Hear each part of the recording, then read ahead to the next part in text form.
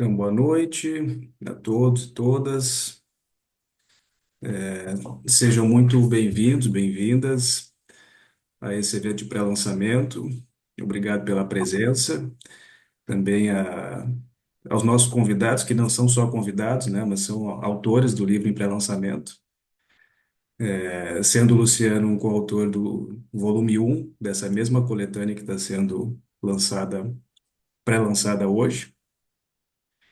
Então, eu estou aqui na função de editor, né? Então, quero só dar as boas-vindas a vocês todos e dizer que para a Editora Discurso é uma alegria, né? Novamente estar lançando um livro novo aí no nosso campo, que é sempre um dispositivo aí para debate, né? Para fazer pensar, para fazer avançar em uma série de questões. E justamente é um livro sobre formação, então ele tá na base, né, da temática que a gente possa colocar o seu conteúdo em debate mesmo. Esse livro é o volume 2 então, de uma coletânea que começou a ser pensada em 2022, né, Enzo? Nós publicamos o livro em 2023, o volume um, mas já era um projeto que estava, assim, sendo construído.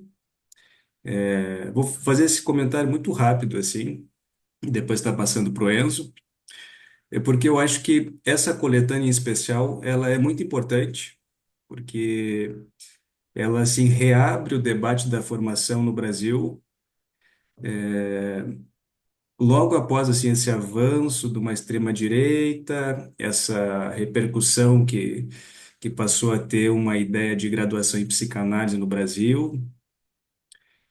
E isso gerou uma série de questões, né? Entre elas, a necessidade da gente reabrir o tema da formação para discussão mesmo entre psicanalistas, entre pesquisadores da área, e também abrir para fora, né? Para pessoas de outros campos de saber, para que a gente possa estar participando de forma a se posicionar no que está acontecendo fora, mas que nos diz respeito um tanto, né?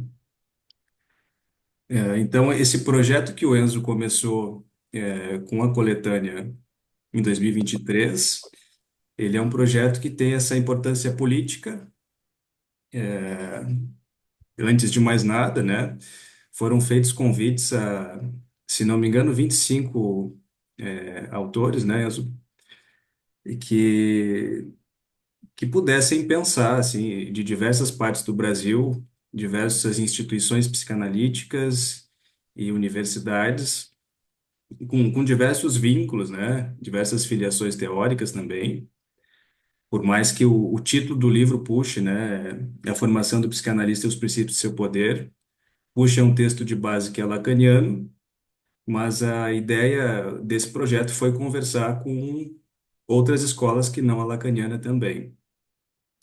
E, de fato, o volume um produziu essa conversa no livro e depois em uma série de eventos que aconteceram. E a gente espera que o volume 2, né, também tenha ele tem esse germe, né, de potencial. Uma divisão que a gente fez foi que no volume um os textos agrupados, eles trataram mais dos impasses do tema da formação. Então, autores que foram tratando, assim, de olhar para questões, elas não são mais ou menos tradicionais, né? Mas questões já conhecidas no campo psicanalítico, já discutidas em outros momentos, mas que, digamos que esses impasses ganharam formalizações nos textos da coletânea do volume um. Enquanto que para o volume 2 ficaram textos que trabalham assim, com um enfoque mais em experiências contemporâneas, né? Tanto que a gente ficou com esse subtítulo Coletivos Psicanalíticos e Realidade Brasileira, porque vai assim explorar um pouco do que se tem feito no Brasil hoje, agora, um pouco do que se tem inventado, um pouco do que se tem inclusive questionado, né, sobre a tradição psicanalítica no Brasil. Então, são duas direções diferentes, mas que, no tema da formação, são convergentes, né? Então, um pouco a ideia é a gente conversar sobre esse segundo momento da coletânea, né? A Magali, a Mignon, o Enzo também escreveu um novo texto para essa segunda coletânea. E também convidamos o Luciano Elia para estar presente como autor da primeira coletânea, um pouco para fazer essa conversa também, né? De quem está assim na discussão desde o pré-lançamento do primeiro livro. Então, de novo, reitero, um grande prazer para a editora estar lançando esse livro.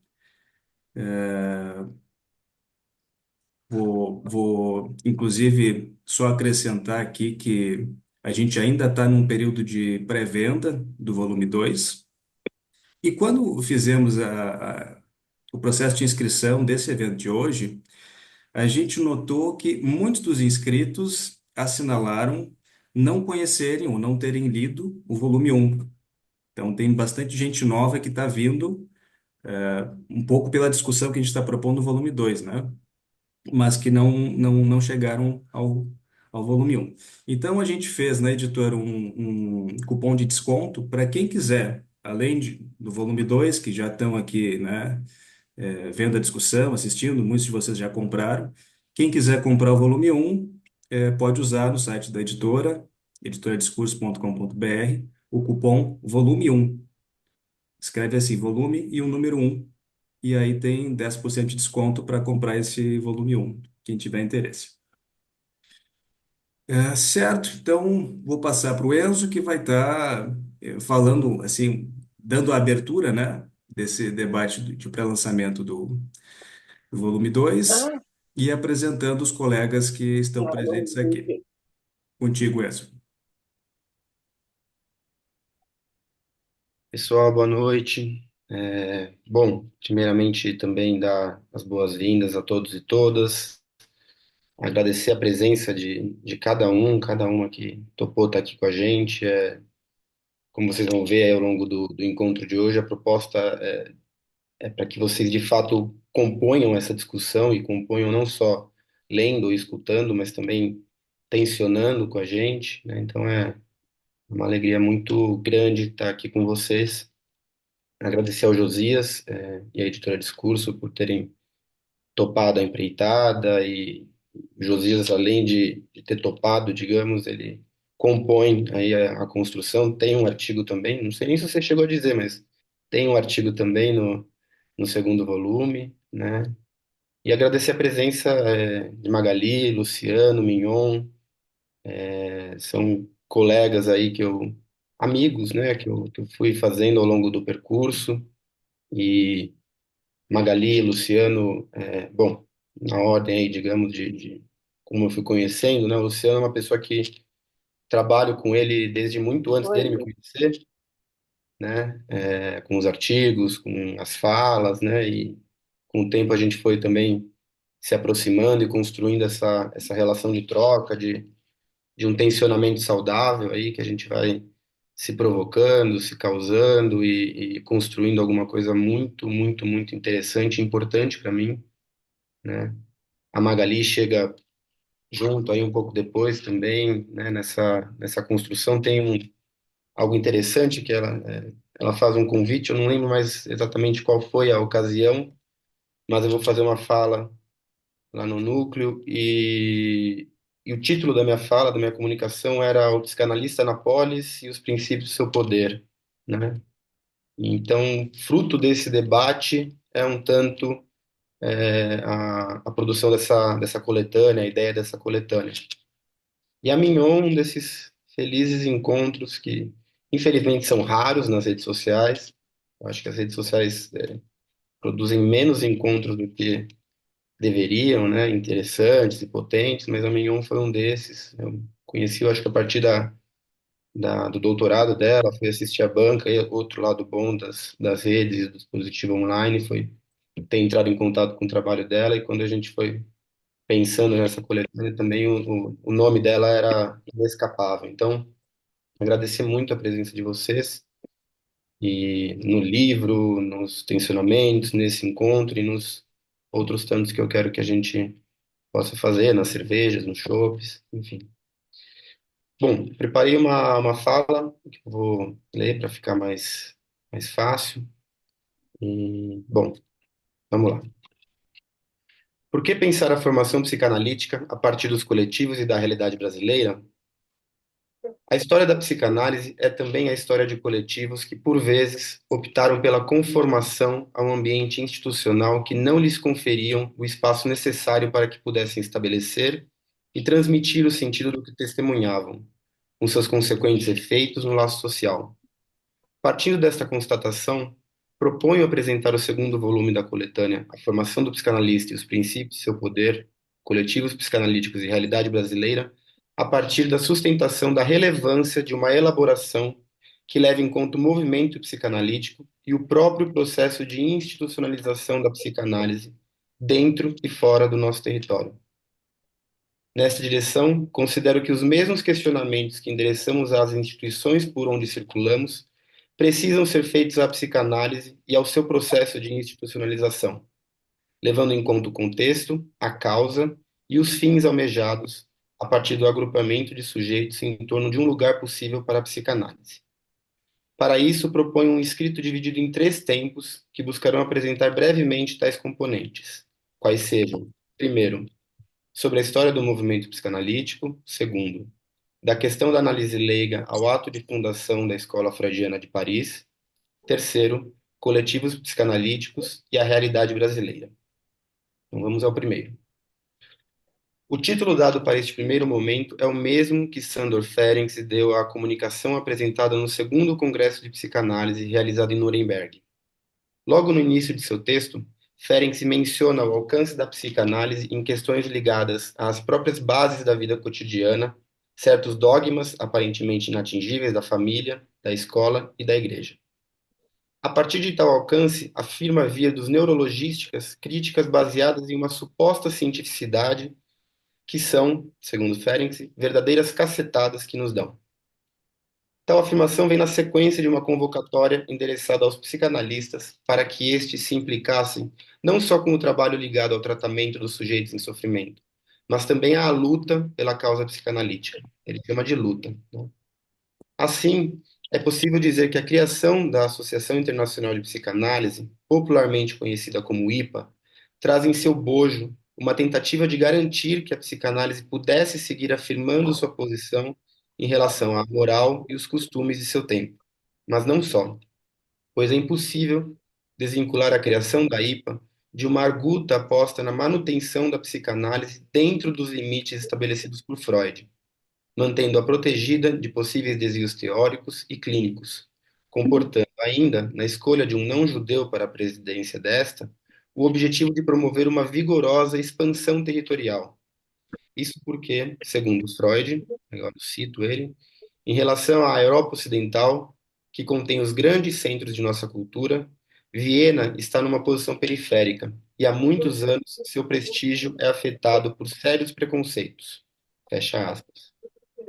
Os sérios preconceitos culminaram, como sabemos, no horror das duas grandes guerras mundiais e no Holocausto, que ceifaram milhões de vidas, deixando marcas quase que na totalidade do território europeu.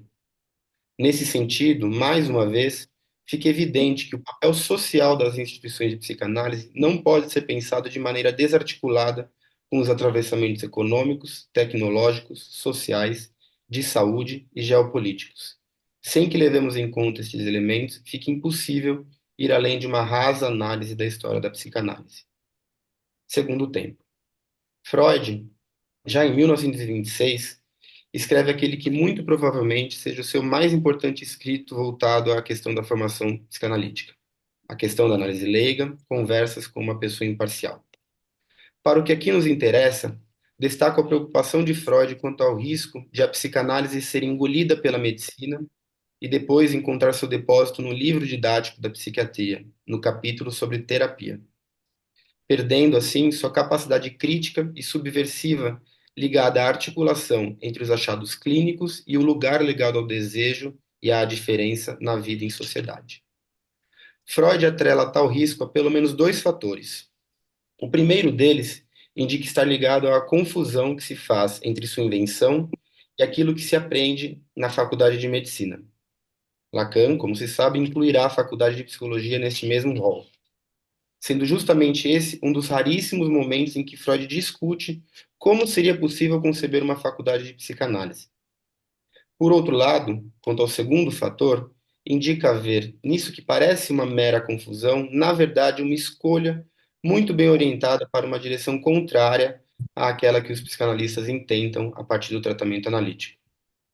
A justificativa para a atenção a esta posição está no que aponta como ponto fundamental ligado ao fato de ser impossível ignorar, aspas, os estreitos vínculos entre pontos de vista teóricos e a ação terapêutica que existem na psicanálise. Fecha aspas. O que Freud parece querer dizer, sobretudo por se tratar de um escrito dedicado à crítica da tentativa norte-americana de controle da psicanálise, é que certas concessões teóricas que visavam a provar aos americanos que somos realmente amigos poderiam terminar por sufocar o alcance de sua descoberta. Se em um primeiro momento acompanhamos uma tentativa de proteger a psicanálise do conjunto de preconceitos e violências ligadas a uma série de crises que o território europeu experimentou, assim como de garantir um lugar possível para a psicanálise, já neste tempo, testemunhamos um outro tipo de crise ligada à sua expansão e ao aceno de pesquisadores e instituições que não necessariamente tinham o intento de manter as dimensões mais subversivas da psicanálise viva. Entretanto, como é possível acompanhar na obra de Lacan, sobretudo nos escritos da década de 50, tais destinos não podem ser tomados de modo desarticulado aos efeitos que a Segunda Guerra Mundial também produziu, e no próprio movimento psicanalítico.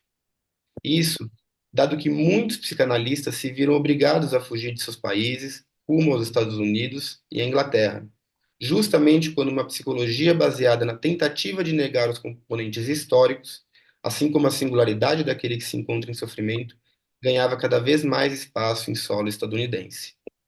Entretanto, para além da crítica ao contexto, Lacan buscou delimitar o papel que Freud e o modo como pôde organizar a IPA teve nos rumos que a psicanálise tomou. Foi com vistas à crítica de tais instituições, bem como à reforma destas, que Lacan retornou aos trabalhos de Freud ligados aos grupos e à cultura, marcadamente ao texto Psicologia das Massas e Análise do Eu. A esse movimento que terminou por imobilizar a psicanálise no interior de suas instituições, Lacan afirma se tratar de um claro exercício de poder, já que, diante das dificuldades em sustentar eticamente suas práticas de pesquisa, pesquisadores e psicanalistas, abre aspas, cito Lacan, assim como os grupos, acabam por forçá-la no sentido do exercício de um poder. Esse poder, ainda segundo Lacan, eles o substituem pela relação com o ser em que se dá essa ação, fazendo com que seus meios, nomeadamente os da fala, decaiam de sua iminência verídica. Fecha aspas. Como sublinha Lacan, esse movimento contrário ao discurso psicanalítico está imbricado com as relações que os próprios psicanalistas estabelecem com o ser, atribuindo a este o centro da forçagem que leva ao exercício do poder. Aí faz pouca diferença se tal fixação ocorre a partir de ideais progressistas ou reacionários. Em ambos, o sujeito corre o risco de perder quaisquer possibilidades de fazer valer sua singularidade diante de seu corpo, de sua história e do contexto em que vive. Ademais, ao articular pesquisa e ação a partir do funcionamento das instituições psicanalíticas de seu tempo, Lacan propõe uma discussão contundente que, em um só tempo, questiona tanto a direção do tratamento quanto a especificidade da formação psicanalítica. Tudo isso sem perder de vista os efeitos que a profusão do imperialismo, sobretudo a partir do neoliberalismo estadunidense, produziram nos rumos do movimento psicanalítico. É com vistas à promoção de um outro destino à psicanálise que Lacan propõe tanto o seu retorno a Freud, quanto a fundação da Escola Freudiana de Paris, após a ruptura com a IPA. Não adentrarei aqui nos pormenores de tal ruptura, já que estes são o objeto de alguns dos artigos do primeiro volume de nossa coletânea. Para o que interessa neste momento, após delimitar o contexto e a causa, apresento brevemente a justificativa e a proposta indicadas por Freud. por Lacan. Segundo Lacan, sua escola é, antes de mais nada, freudiana. E, através do nosso livro, pudemos colocar em questão se haveria apenas uma concepção possível do que seria ser freudiano. De toda forma, importa adentrar na justificativa que Lacan indica para a importância de afirmar ser uma escola francesa. Aspas.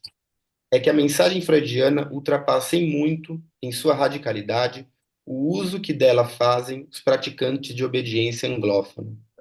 Vejam, Lacan convoca os psicanalistas a se defrontarem, a um só tempo, com questões ligadas ao contexto, mas também ao uso que se faz da psicanálise, tendo em vista a proeminência de um certo posicionamento em relação a esta que parece, mais uma vez, ceifar a potência da invenção freudiana. Não se trata, assim, de um regionalismo, tampouco de condicionar a radicalidade da psicanálise a um estudo exclusivista dos tensionamentos e atravessamentos oriundos do território francês. Lacan, assim, propõe a criação de sua escola recorrendo ao que esta significou, abre aspas, cito de novo Lacan, em tempos antigos, isso que significava certos lugares de refúgio, ou bases de operação contra o que já então se podia chamar de mal-estar na civilização. A nos atermos ao mal-estar da psicanálise, a escola pretende oferecer seu campo não somente a um trabalho de escrita, mas à abertura do fundamento da experiência ao questionamento do estilo de vida em que ela desemboca. Fecha aspas.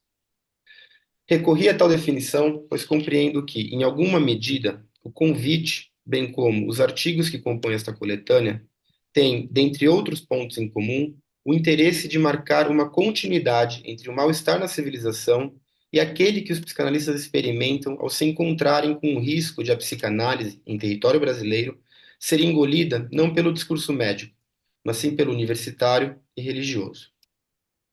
Último momento, coletivos psicanalíticos e realidade brasileira. As cacetadas às quais Ferenczi, Freud e Lacan fizeram menção se atualizam de tempos em tempos sob diversas rúbricas. Duas delas se inscrevem, de um lado, em uma tentativa de destituir a psicanálise de qualquer relação com a ciência, de outro, do intento de regulamentá-la sob o crivo de princípios que visam desarticular aquilo que confere à psicanálise seu potencial emancipatório. Nessa direção, posso dizer que nossa coletânea, em seus 2 volumes, tem como objetivo maior construir e indicar caminhos possíveis para que o movimento psicanalítico encontre meios de seguir fazendo frente às mais variadas formas de violência, que se valem da ênfase dada ao discurso individualizante, que cada vez mais verificamos atravessar não só as pautas conservadoras, mas também, em boa medida, o próprio campo progressista.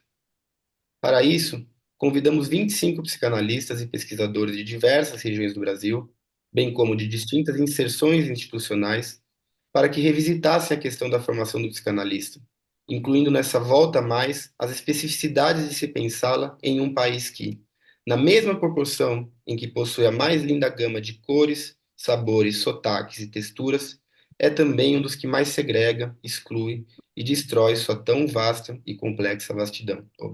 Sua tão complexa vastidão. Somado a esse ponto de tensão, que não cessa de se multiplicar, e isso ficou claro ao longo dos capítulos que compõem nossa coletânea, o convite a pensar a formação do psicanalista inclui uma noção que, embora muitos de nós saibamos bem apontar sua preponderância em outros campos, disciplinas e práticas, por vezes carece de atenção quando o assunto é a nossa praxis, o poder. Desta forma, convidamos tais psicanalistas, bem como vocês que nesta alegre noite nos escutam, a elaborar uma resposta possível aos ataques que a psicanálise tem sofrido, a partir dos impasses próprios da nossa comunidade.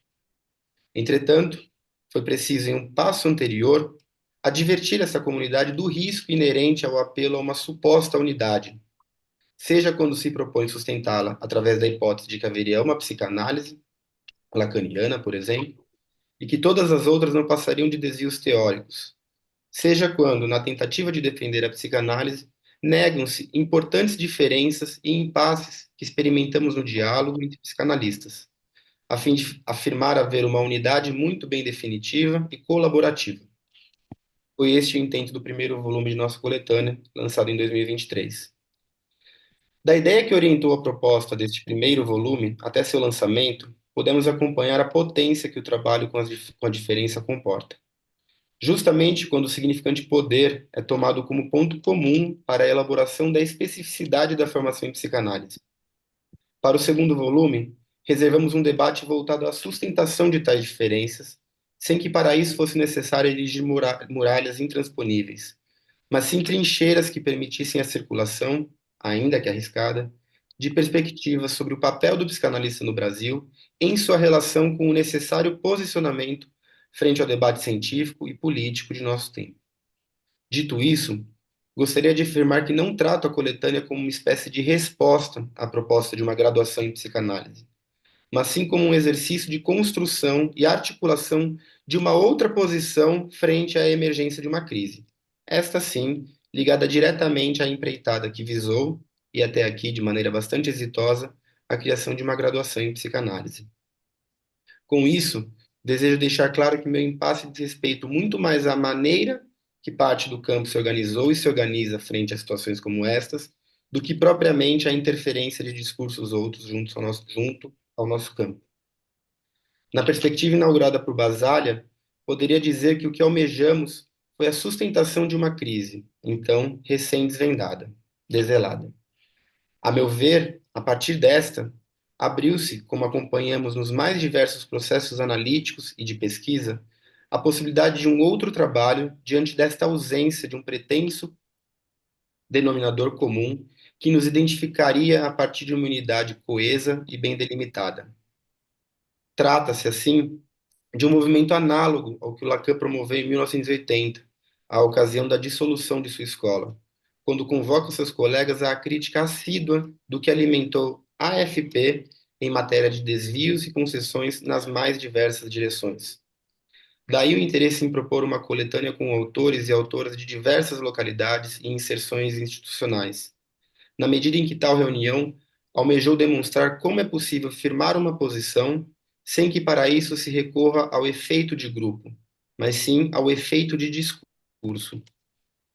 Os artigos que constituem a coletânea dão a ver que nos encontramos frente à oportunidade de, a partir da questão da formação do psicanalista e de toda a complexidade de sua implementação e realização em solo brasileiro, aceitar uma ampliação de nosso escopo clínico, portanto, político e institucional, a fim de nos aproximarmos um pouco mais desse tal de estar à altura do horizonte subjetivo de nosso tempo, que, tagarelamente, repetimos sem interrogarmos quais as condições para que possamos tirar, de fato, consequências deste gesto. Mais uma vez, vale sublinhar a sentença: aceitar uma ampliação de nosso escopo clínico, portanto, político e institucional, para que nos lembremos que não se trata de uma novidade que estamos trazendo. Chegamos, ou melhor, nos reencontramos com este impasse que se repete na história do movimento psicanalítico e que, a nosso ver, não deve ser negado. Não há instituição de psicanalistas ou não que dê conta da formação do analista. Assim, estejamos ou não em uma escola, na universidade ou em qualquer outro coletivo, faz-se urgente a manutenção de um diálogo com outros campos, coletivos, instituições e afins. É justamente nesta e por esta interseção entre, digamos, o público e o privado da formação do psicanalista que tem residido minha aposta em circular o que nomeei como constatação quanto às limitações das instituições psicanalíticas, indicando com isso que as questões que as atravessam, como maior ou menor acesso de camadas sociais marcadas pelo racismo e outras opressões, são indagações que, se tratadas individualmente pelas instituições de formação, se reduzirão a mais uma saída alienada ao discurso individualizante que tanto criticamos.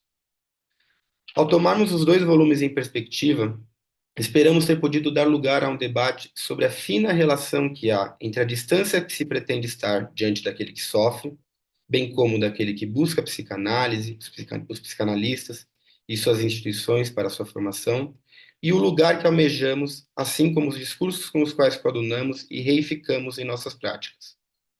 Embora muitos psicanalistas recorram às palavras de Lacan quanto à importância de estarem atentos à subjetividade de nossa época, nossa coletânea nos lembra que desde Freud, passando por Ferenczi, Klein, Winnicott e Bion, há toda uma reflexão sobre os limites da formação psicanalítica em sua relação com os dilemas concernentes ao tempo e ao lugar em que tais autores buscaram sustentar a psicanálise. Espero, por fim, que nossa coletânea e os efeitos que ela puder causar em vocês funcione, ao mesmo tempo, como uma advertência e um convite a uma luta que, desde os tempos de Freud, teve, no debate sobre o lugar da psicanálise face ao mal-estar de seu tempo, um ponto de apoio fundamental para que tal luta não se resumisse à defesa da psicanálise, mas sim de um lugar possível para a articulação entre o singular e o coletivo, como efeito da posição que assumimos diante daqueles que demandam de nós um tratamento ou outro para o mal-estar no Brasil. Obrigado, gente. Passo imediatamente a palavra para Mignon. Mignon, Magali e Luciano. Agradeço de novo Opa, a presença.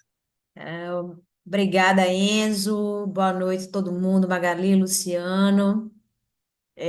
Agradeço o convite de vocês e o desafio de escrita também, que é um outro tipo de transmissão, né? De elaboração. E hoje estou aqui um pouco para compartilhar desse momento, que é muito maior do que um lançamento, né? Um debate de ideias. Bom, gente, eu fiz um texto, né? Também para não me perder muito. E que eu também dividi em três tempos. E eu queria intitular esse texto de Formação Psicanalítica a partir da realidade brasileira. E eu dividi em três partes, né? A primeira, onde eu vou falar sobre essa realidade social e a realidade brasileira. Uma segunda, com uma pergunta, né? Por que Lacan com Marx? E uma terceira parte, que seria a realidade social e inconsciente, pensar o social não sem o real. Então, vou passar imediatamente aqui ao texto, a leitura do texto. A realidade social do território brasileiro é permeada por contradições e idiosincrasias. Nosso povo é castigado há séculos por heranças coloniais e produtivas, oriundas da lógica do sistema capitalista que, por seu próprio funcionamento, necessita da desigualdade social para sustentar-se, pois, ao contrário do que esse modo de produção propaga de maneira ideológica, promover a pobreza e a desigualdade é necessário à sua existência e à sua própria lógica interna. Para compreender as contradições que constituem o território brasileiro e como esse espaço mantém relações com os meios de produção e as forças produtivas, é preciso o uso do materialismo histórico dialético, método científico desenvolvido por Marx. A necessidade do uso desse método de pesquisa é pertinente à compreensão das construções ideológicas elencadas pelas contradições do sistema capitalista. Nesse ponto, partiremos de dois princípios marxistas. O primeiro, a atividade humana determina a consciência e o campo de ideias que é reproduzido a partir dela, e o segundo, de que toda a política é econômica e toda a economia é política. Toda atividade humana determina como o campo de ideias será reproduzido no campo dos ideais sociais e morais. É no nível dos ideais que se refletem as ideias produzidas pela classe social que detém o poder dos modos de produção ou da atividade econômica humana.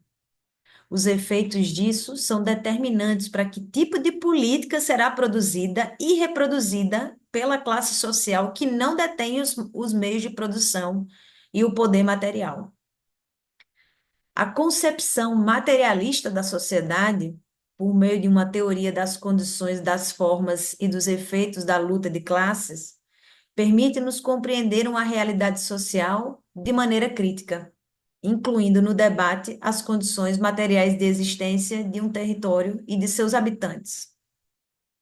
Como método de pesquisa, o materialismo histórico dialético é de fundamental importância para compreender as condições que constituem o que também conhecemos como imaginário e o simbólico, campo especular determinante na construção dos ideais sociais. Mas essas construções têm relação de efeito sobre o sujeito do inconsciente? Uma questão, é uma pergunta.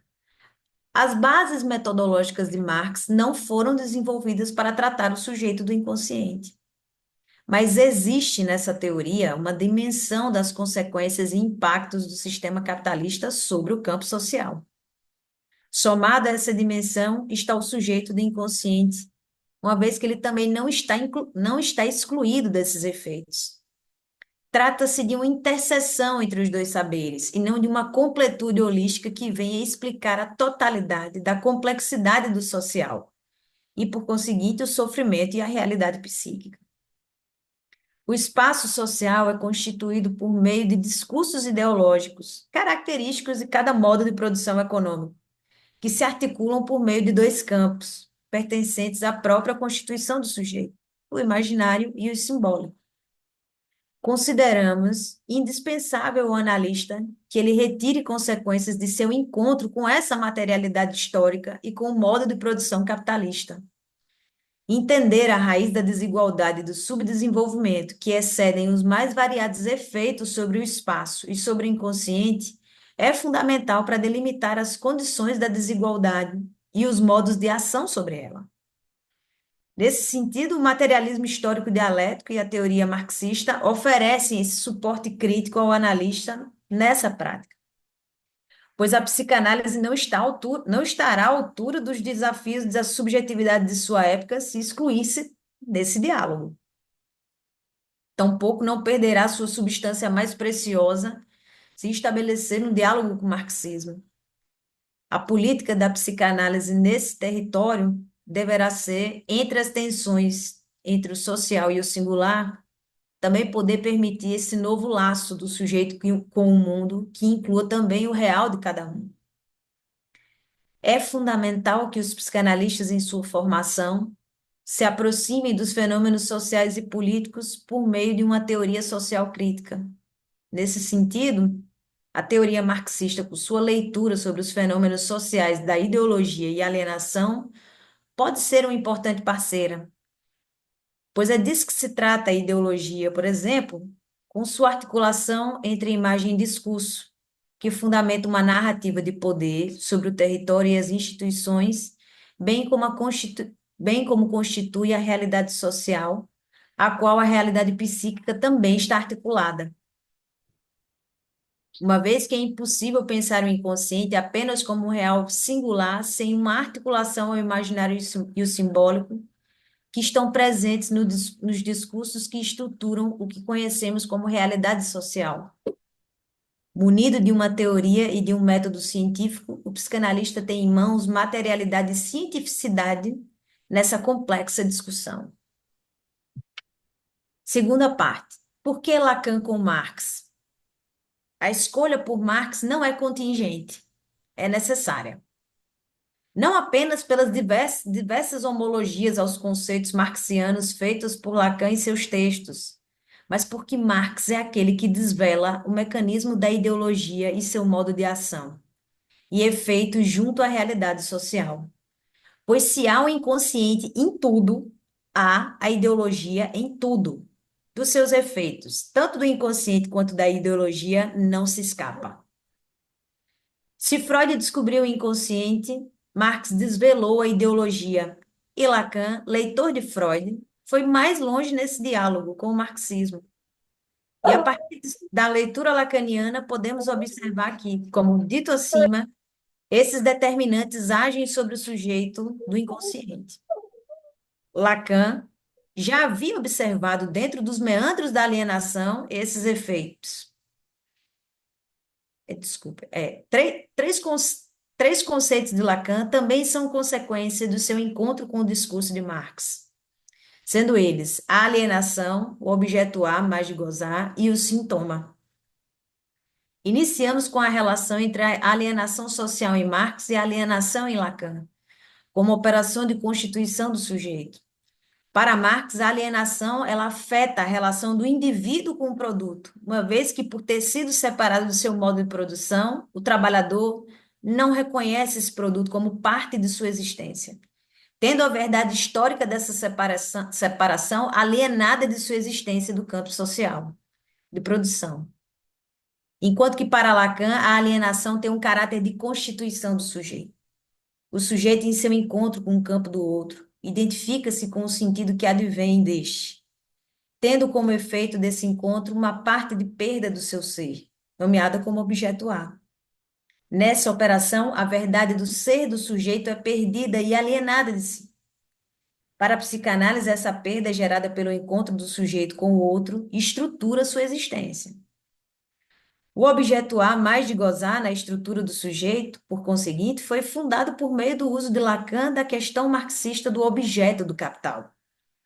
A mais-valia é o excedente que é expoliado do trabalhador, incluindo uma perda de gozo por parte do trabalhador e um ganho por parte do capitalista. O objeto A, mais de gozar, é exatamente efeito de uma renúncia ao gozo, que circunscreve o seu lugar na estrutura do sujeito. A produção do mais de gozar circula em torno deste objeto na estrutura. Mas a perda desse mais de gozar, sob efeito da experiência analítica, produz um efeito de tratamento para o sujeito. Enquanto ao analista, não há também nenhum ganho por essa operação da análise.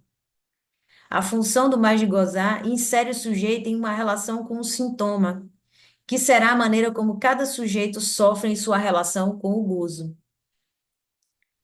O sintoma para Lacan diz respeito ao retorno da verdade que fora recalcada em seu encontro com o campo do outro, e que retorna como falha no saber, articulando-se a dimensão significante.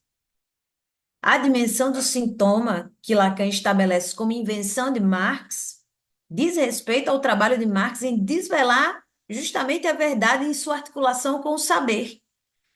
As descobertas de Marx na história desnudam o estabelecimento do capitalismo como um sistema que institui um discurso que escamoteia a verdade material e as consequências da separação do indivíduo de seu modo de produção, que passou a ser propriedade privada da burguesia.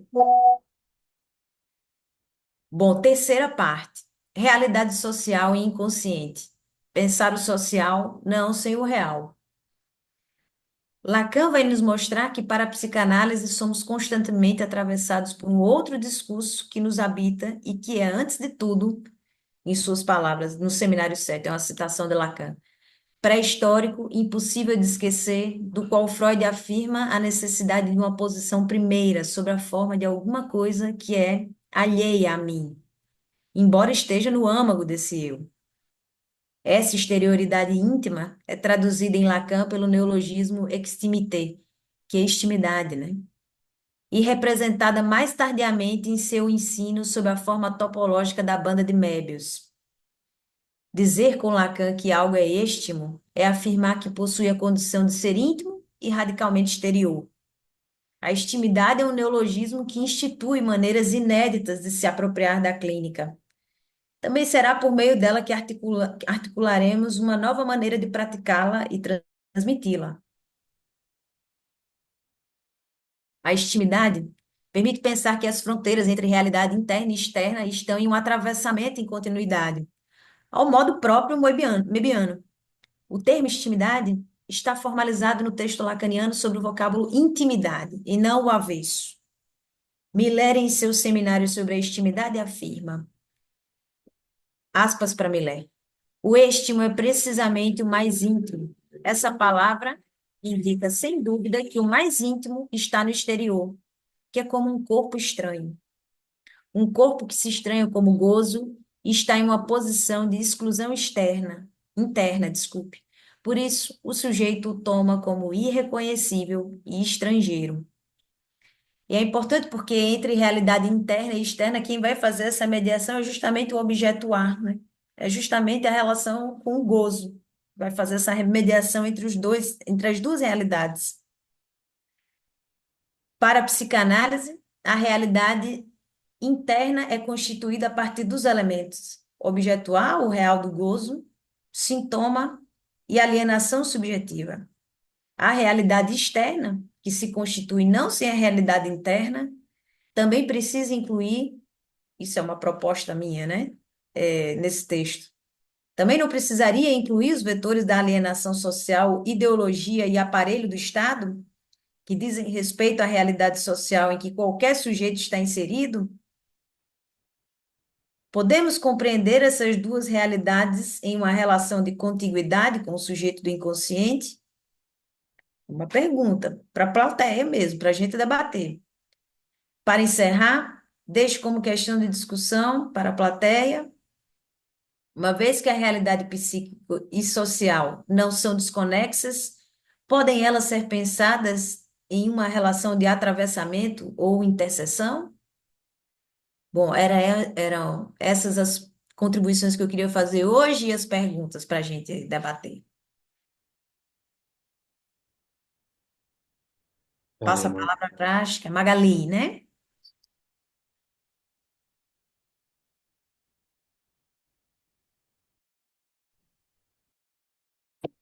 Boa noite, só um momento, estou abrindo meu texto aqui, que eu quero partilhar. Não, não é isso que eu quero, deu errado.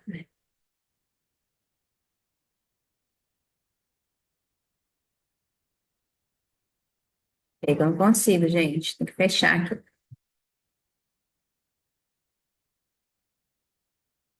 Quero abrir meu texto e partilhar a tela, vocês não saírem da tela. Você me ajuda?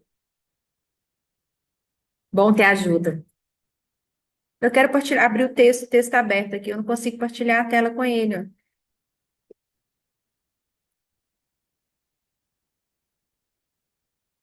Fechar.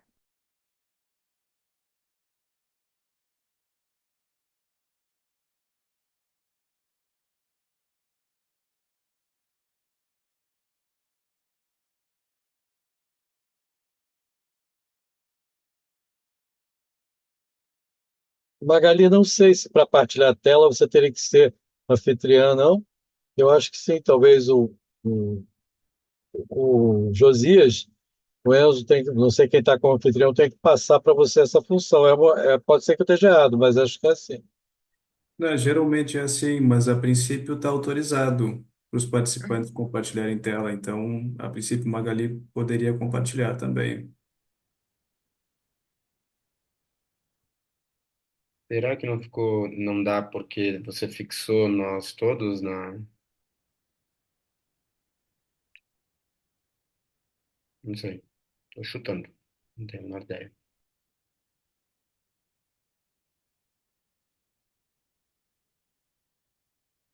Magali, está dando alguma informação de não está autorizado? Posso? Não tem problema.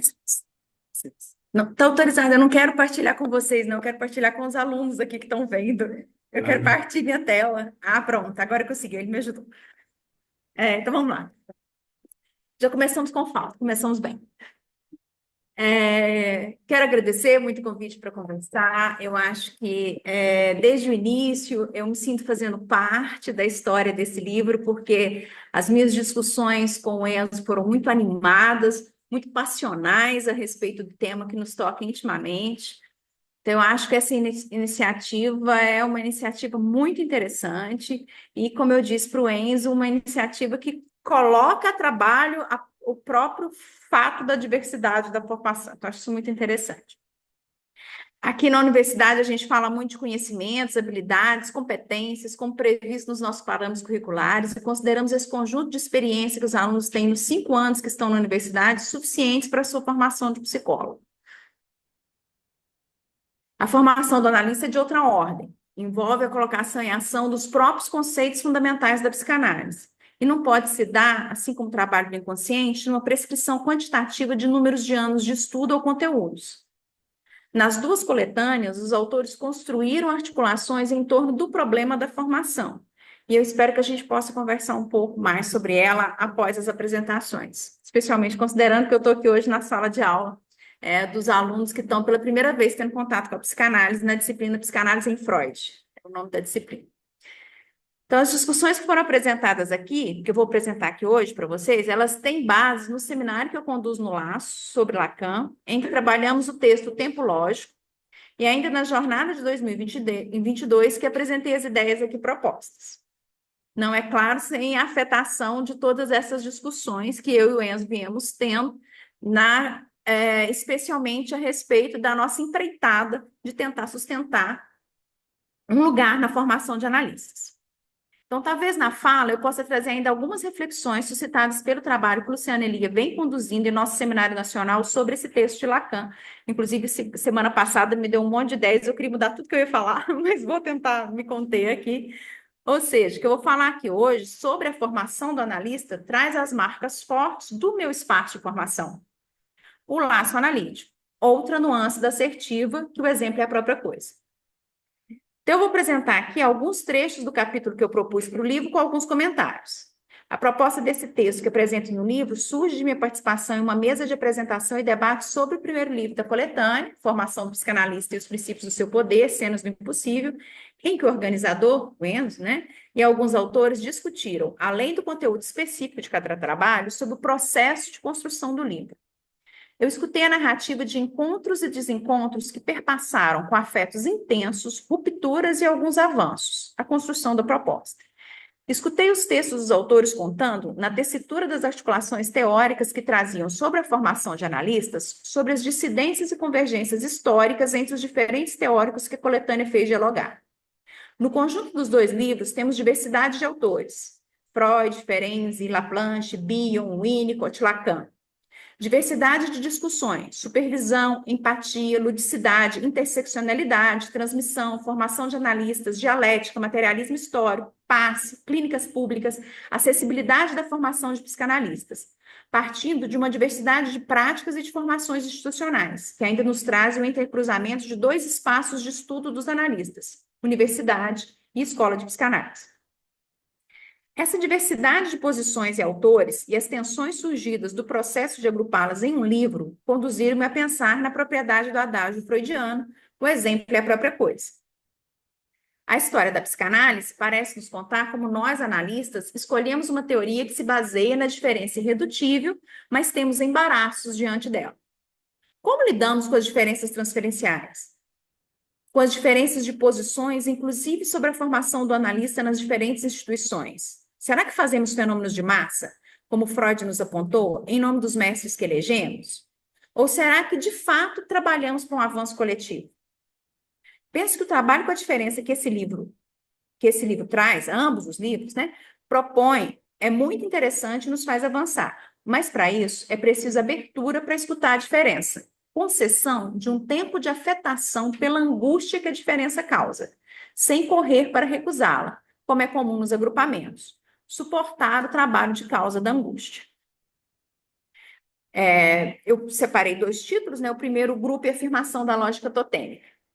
Freud, em 1921, discute as características dos grupos a partir das diferenças observadas por diversos autores sobre o comportamento e as manifestações afetivas do indivíduo isoladamente e nos grupos, perguntando-se quais seriam os fundamentos metapsicológicos da constituição e manutenção das formações grupais.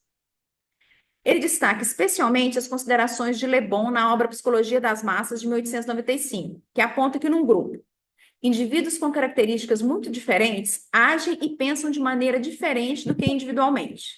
As características individuais distintivas se apagam, tornando-se uma massa homogênea.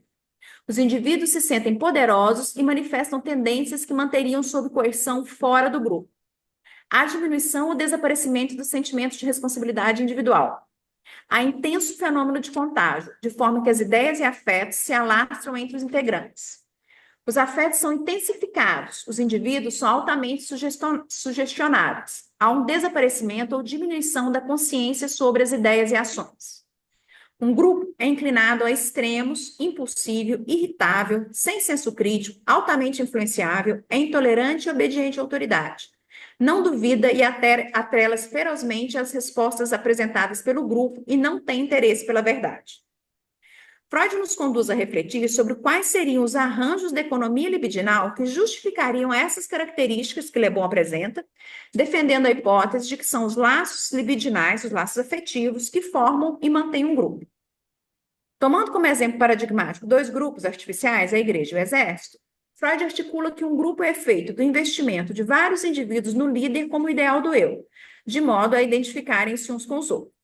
O grupo reeditaria o mito da ordem primitiva, a suposição do pai da ordem primitiva, ou seja, de alguém que encarnaria a figura de exceção, para a qual a limitação na satisfação não se colocaria. A eleição freudiana dessa narrativa das origens é tributária de uma mesma estrutura que a clínica da neurose lhe revelou: a suposição de que haveria um outro capaz de amparar, negando assim o desamparo constitutivo dos seres de linguagem. Conforme Freud elaborou desde o início da sua obra, o desamparo é a marca constitutiva dos seres de linguagem, que precisam de um outro para sobreviver, obrigando a função de comunicação. Ou ainda, em termos elaborados por Freud no texto das afasias, um aparelho de linguagem precisa de outro aparelho de linguagem para se constituir. Diante do desamparo radical, subordina a possibilidade de sobrevivência a um outro, que porta consigo a linguagem, um aparelho psíquico seria constituído, trabalhando representação e afeto, qualidade e quantidade, o que se deixa representar e o que resiste ao campo da representação. Mas esse psíquico em constituição seria da ordem de uma defesa, de um não a essa verdade constitutiva do humano, o desamparo radical, a ausência da coisa que lhe traria satisfação. Esse não, que Freud vai tentar categorizar como recalque ou rejeição primordial, até mesmo como denegação, posto que é uma defesa ou desamparo, visa negá-lo, supondo e pagando por isso em sofrimento, o retorno do negado, a consistência do grande outro capaz de amparar. A escuta do sofrimento neurótico revelou para Freud a força da suposição da possibilidade do amparo, da possibilidade de alcançar o objeto definitivo da satisfação, de modo que o neurótico pagaria com seu sintoma para manter a crença na não castração do outro, ou seja, de que haveria no campo do outro, encarnado nas pessoas que marcam a história de cada um objeto que integralizaria a satisfação. Desse modo, Freud nos traz o Édipo, narrativa romanceada de cada um às voltas com as pessoas que o acolheram no campo humano, como reedição do mito do pai da horda primitiva. Não seria o contrário? As fantasias neuróticas edípicas que teriam suposto na origem um pai todo-poderoso que poderia amparar? Freud nos ensina que é o investimento nessa ideia que sustenta economicamente a religião e os grupos, a partir de uma negação da castração. Podemos dizer, então, que fazer laço social pela lente da neurose é reeditar a questão edípica da suposição de um outro capaz de amparar, de um outro não castrado. Conhecemos os efeitos dos dispositivos originados dessa lógica, como o patriarcado, o racismo, a misoginia, dispositivos onde se exercem lógicas hierárquicas que se baseiam no poder de um sobre os outros. Poderia uma instituição de psicanálise operar com uma lógica outra que não a totêmica? Essa que às vezes é tão claramente revivida nas transferências apaixonadas e nas disputas grupais? E aí eu coloco um outro subtítulo, a possibilidade do coletivo. E aí, dentre as várias... Vou indicar, vou ler. Após a Primeira Guerra, Lacan tem contato com o trabalho de Bion e Winnicott, como demonstra no texto A Psiquiatria Inglesa e a Guerra. Empolga-se com a inventividade clínica do trabalho com pequenos grupos conduzidos por Bion. Quando funda sua escola, retoma o pequeno grupo sem líder, trabalhando em torno de uma questão que causa singularmente a cada um. Tomando-a como dispositivo central na formação do analista. São duas referências muito importantes para pensar o lugar dos grupos nas considerações lacanianas. O pequeno grupo lá do Winnicott, né, o grupo de tarefa, e o cartel. Mas eu vou, na fala aqui, escolher uma outra referência, que é a do texto do Tempo Lógico e a Asserção da Certeza Antecipada, no texto de 45. Trata-se de um trabalho publicado em 45, após período de silêncio de publicações durante a Segunda Guerra. Né? Lacan não publica durante a Segunda Guerra. Não é anódino que esse texto tenha sido publicado após a Segunda Guerra Mundial, em que o fascismo nazista deu um exemplo nefasto do que Freud havia articulado em Psicologia das Massas e Análise do Eu, especialmente sobre a adoção de um líder e de um inimigo comum. Nesse artigo, Lacan trabalha através de um exercício de lógica coletiva. No problema apresentado, o diretor de um presídio propõe a 3 prisioneiros quaisquer, sem que haja laços prévios entre eles, que cada um descubra a cor do disco que lhe houvera sido fixado às costas, sem que possa olhar seu próprio disco, apenas o que está nas costas dos demais. De um total de 2 discos pretos e 3 brancos, cada prisioneiro deve deduzir qual cor é seu disco e ir até a porta de saída. Aquele que chegar à porta antes dos demais terá liberdade.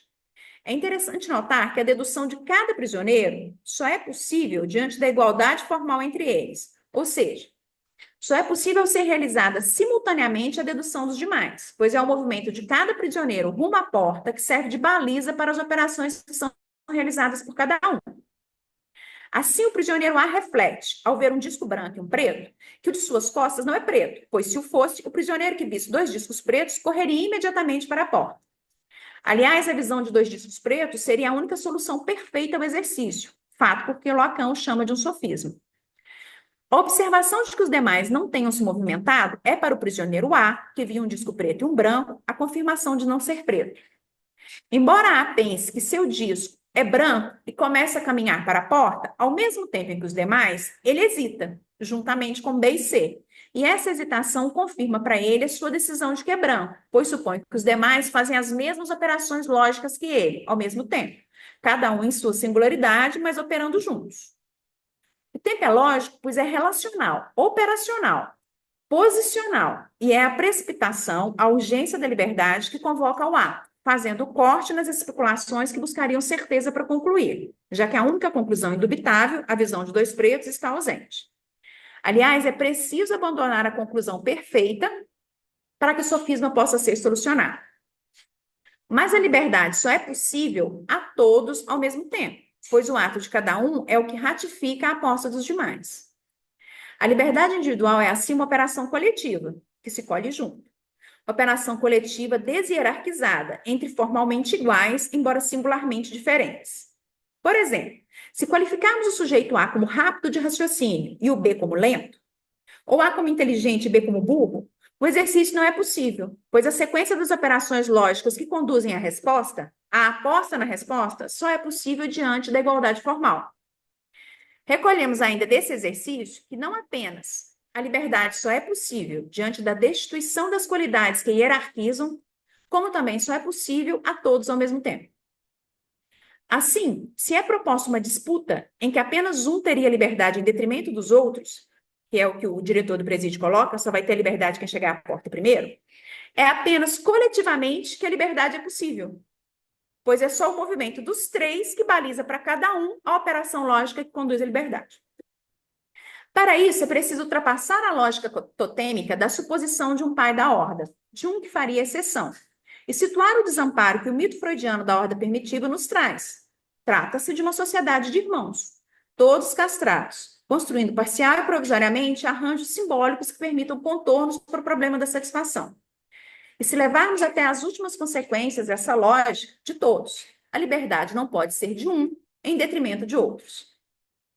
Ao trabalhar o conceito de coletivo em seu seminário de 85, 86 em Saint-Étienne, em que pretende desenvolvê-lo a partir de sua prática institucional, Jean Henry começa caracterizando que se trata de uma organização geral que leva em conta o vetor da singularidade, ou seja, vou citar o Jean Henry, trata-se de colocar em prática sistemas coletivos e, ao mesmo tempo, preservar a dimensão da singularidade de cada um. Fim de citação. Lógica que visa ultrapassar a hierarquia comum na psiquiatria, suportar o acaso e a aleatoriedade, dar espaço ao heterogêneo e fazer circular os discursos. Diante da pergunta que o texto Variantes do Tratamento Padrão nos coloca como pano de fundo, quando é que podemos dizer que se trata de uma análise diante das variações que a prática analítica nos impõe?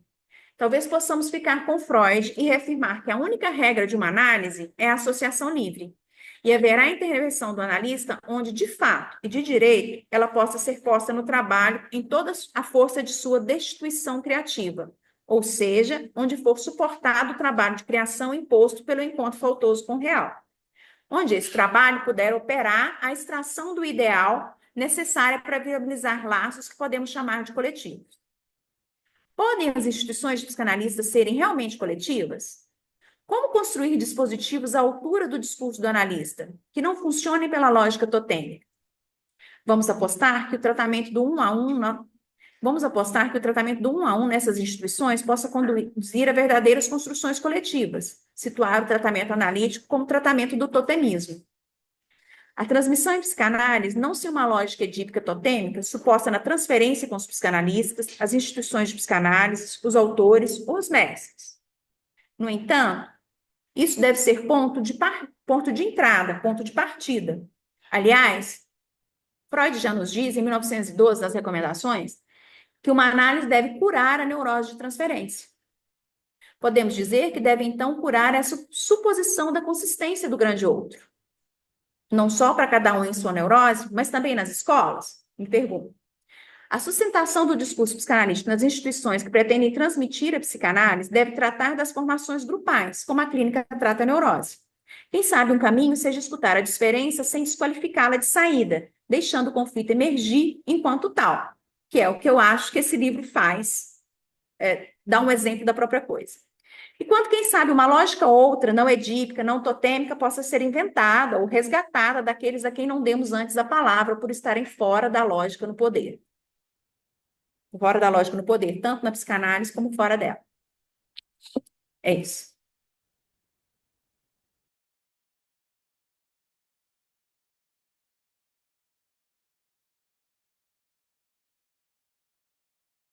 Gali, valeu. Luciano, a palavra. Boa noite a todos e todas. Eu queria começar dizendo assim que é um grande prazer estar aqui, não sendo o autor desse volume, mas sendo do primeiro, como o Enzo e o Josias já tinham colocado. Eu me senti assim honrado de ser incluído. Talvez as pessoas estejam querendo falar também, ou debater, ainda tem mais uma fala a mim, então eu vou ser mais breve, porque, inclusive, eu já ia ser mais breve do que o tempo que o Enzo me comunicou que eu teria, então não vou ocupar muito tempo da audição de vocês, que é muito generosa, todos presentes aqui. Eu queria dizer também que as falas que eu escutei até agora, dos três autores e o organizador, são muito férteis, muito mesmo, isso é muito sincero. Eu fui afetado fala de vocês de uma maneira importante, né? Não é uma maneira periférica, não. Me tocou em pontos que estão muito vivos para mim, dos meus interesses atuais, como eu vou tentar dizer, talvez em 10 minutos. Então, não gastando muito tempo com agradecimento, já disse que estou muito feliz de estar aqui. Me sinto um parceiro dessa empreitada aí do Enzo, que já vai para esse segundo volume, e outras que ele faz. O Enzo é muito empreiteiro, né? Em vários sentidos, e produtivo, e que nos convoca sempre a esse diálogo, é uma coisa muito legal. O Enzo faz, e agora com a parceria com o Josias, a quem também estou me associando com outros projetos, uma pessoa bastante, enfim, importante nesse momento, assim como foi dito também, como ele próprio falou em relação ao momento brasileiro, ao que nós estamos vivendo, que vivemos recentemente, né? Então, assim, é muito bom estar entre vocês e com essas parcerias, seja de interlocução, seja de edição, seja de, enfim, de amizade, né? Então, vamos lá, eu vou exatamente, minha proposta não me alongar, então eu vou dizer assim que o que eu escolhi para falar aqui tem a ver, é engraçado que dialoga com os três, né? Isso que Magali se referiu, que no meu último seminário, na semana passada, né?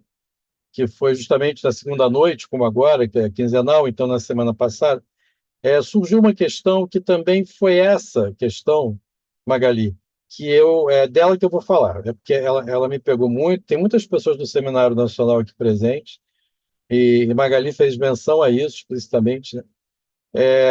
Eu vou tentar falar disso, mas é um recorte, sabe, gente? É um recorte bem. Eu nem escrevi, em geral eu faço um texto que serve de suporte para a minha fala e nem olho para ele na hora de falar, mas ele precisa estar lá.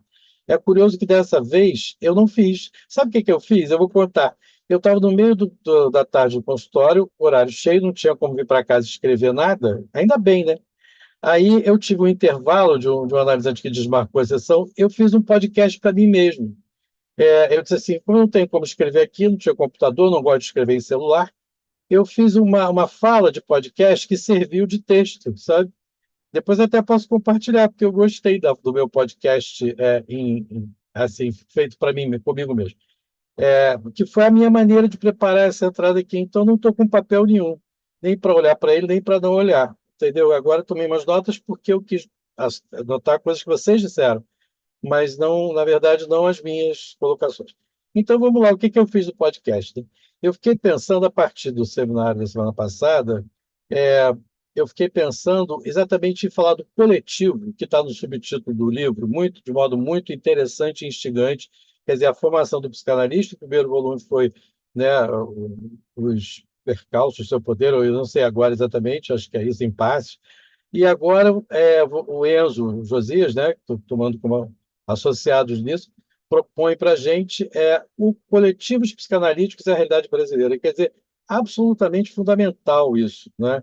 Eu queria cumprimentar vocês dois por essa escolha do tema, porque falar de coletivo, e claro, particularizando o Brasil, é importantíssimo nesse momento, né? E aí vem a velha questão, né? O coletivo, Magali tocou nisso agora, quando citou inclusive Jean Houry, né? E mostrou, na minha opinião, como é que, enfim, o tempo lógico é comunista, né? E aí dialoga com a Mignon, porque vocês dois mostraram como é que isso é absolutamente comunista aquele texto. Só coletivamente que se obtém a liberdade. E, né, mesmo que o diretor da prisão queira que um que vá primeiro, mas quem vai primeiro são os três e tem que ser os três. E é assim que talvez um dia a classe trabalhadora possa fazer, né, um ato revolucionário. Só os três juntos, quer dizer, representando, como ele próprio diz, né, três faciunt collegium, né?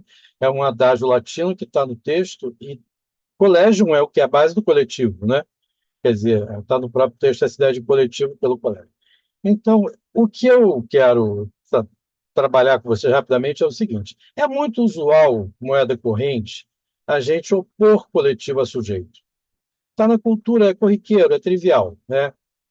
Mesmo mentes assim mais advertidas acabam dizendo que tem a dimensão política do coletivo e tem a dimensão singular do sujeito na clínica. Aí foi a clínica, é o lugar do singular. A política é o lugar do coletivo. Eu estou um pouco cansado dessas antinomias, sabe? É uma antinomia, inclusive, que precisa ser superada. E eu estou muito interessado, ultimamente, em superar essa antinomia entre coletivo e singularidade. Margarida também falou nisso, e de algum modo o Enzo e a Mion também falaram disso. Na verdade, isso que Margarida se referiu foi um momento em que eu falei assim, eu acho. Não só o sujeito não se opõe ao coletivo, como talvez só no coletivo ele tenha condições de acessar a sua singularidade. Então, é uma posição radical, né? Se a gente pensar, por exemplo, que o sujeito se constitui a partir do outro, né, o grande outro, e aí eu vou falar rapidamente sobre isso, quer dizer, tem a alienação, né? Essa alienação na qual o sujeito perde em ser e adere ao sentido, né? Mergulha no sentido do outro, mas tem o quê? Nesse próprio movimento da alienação tem a afânise, na qual o outro perde em sentido. Quer dizer, se meter com o outro faz eu perder o ser, e o outro se meter comigo faz ele perder em sentido. Então tem um ponto de vulnerabilidade do outro, tem um ponto de fraqueza, de fragilização do outro aí. E esse que também é para o sujeito, porque ele fica marcado pelo nonsense. Aliás, eu quero aproveitar para dizer uma coisa durante a fala de vocês, que o sujeito barrado, tanto a gente fala desde criança, né, o sujeito é barrado, a barra do sujeito já é a marca do coletivo nele, já é a marca do outro. Ele é barrado porque ele é marcado pelo que não é ele, né? E pelo campo do sentido, mas repare, pelo campo do sentido como nonsense. Isso é muito interessante, né? Porque senão a gente seria imbuído e eivado de sentidos dados pelo outro, do social. E não é isso que acontece. O que me barra é a mesma barra que barra o outro. E essa barra que barra o outro, que é a fânise, é o ponto de fragilização pelo qual eu vou poder me separar do outro. Então, mesmo quando eu me separo do outro, e com isso eu posso ter desejo, sintoma, fantasia, transferência. E o que é transferência, senão o laço social do inconsciente? Quer dizer, o que marca radicalmente, e a gente sabe que nada é possível sem a transferência na psicanálise, não é? Nada é nem a formação, nem a análise, a própria análise, a experiência analítica. Por que que o único conceito unanimemente aceito por todos os analistas, sejam de que escola for, e aí tem o que o Enzo falou, que a gente precisa dialogar com os não lacanianos, e a questão da diversidade, que é preciso que a psicanálise encontre seu lugar aí na polis e no mundo, né? A partir de discursos diversos, mas a gente sabe também que, seja qual for a orientação psicanalítica, o Lacan diz isso na variante do tratamento padrão, né? O único ponto consensual é a transferência. E a transferência é exatamente a marca do que eu estou chamando de laço social do inconsciente. Então, e a transferência só é possível por causa da separação, que só é possível por causa da alienação. Então, eu não quero cansar ninguém com considerações teóricas, mas é só para dizer assim, desde a própria estrutura do sujeito, que se constitui a partir do outro, o social e o coletivo estão aí na raiz, né? No âmago, como também disse a Mion, no âmago, com a questão da extimidade, né? Quer dizer, esse conceito de extimidade é outra forma de marcar que o ponto mais íntimo meu é exterior. Se o ponto mais íntimo é exterior, eu estou absolutamente no laço coletivo. Se eu não entender o coletivo como grupo. Todo mundo hoje diz que o coletivo não é grupo. Também estou cansado disso, porque ficou fácil dizer isso, né?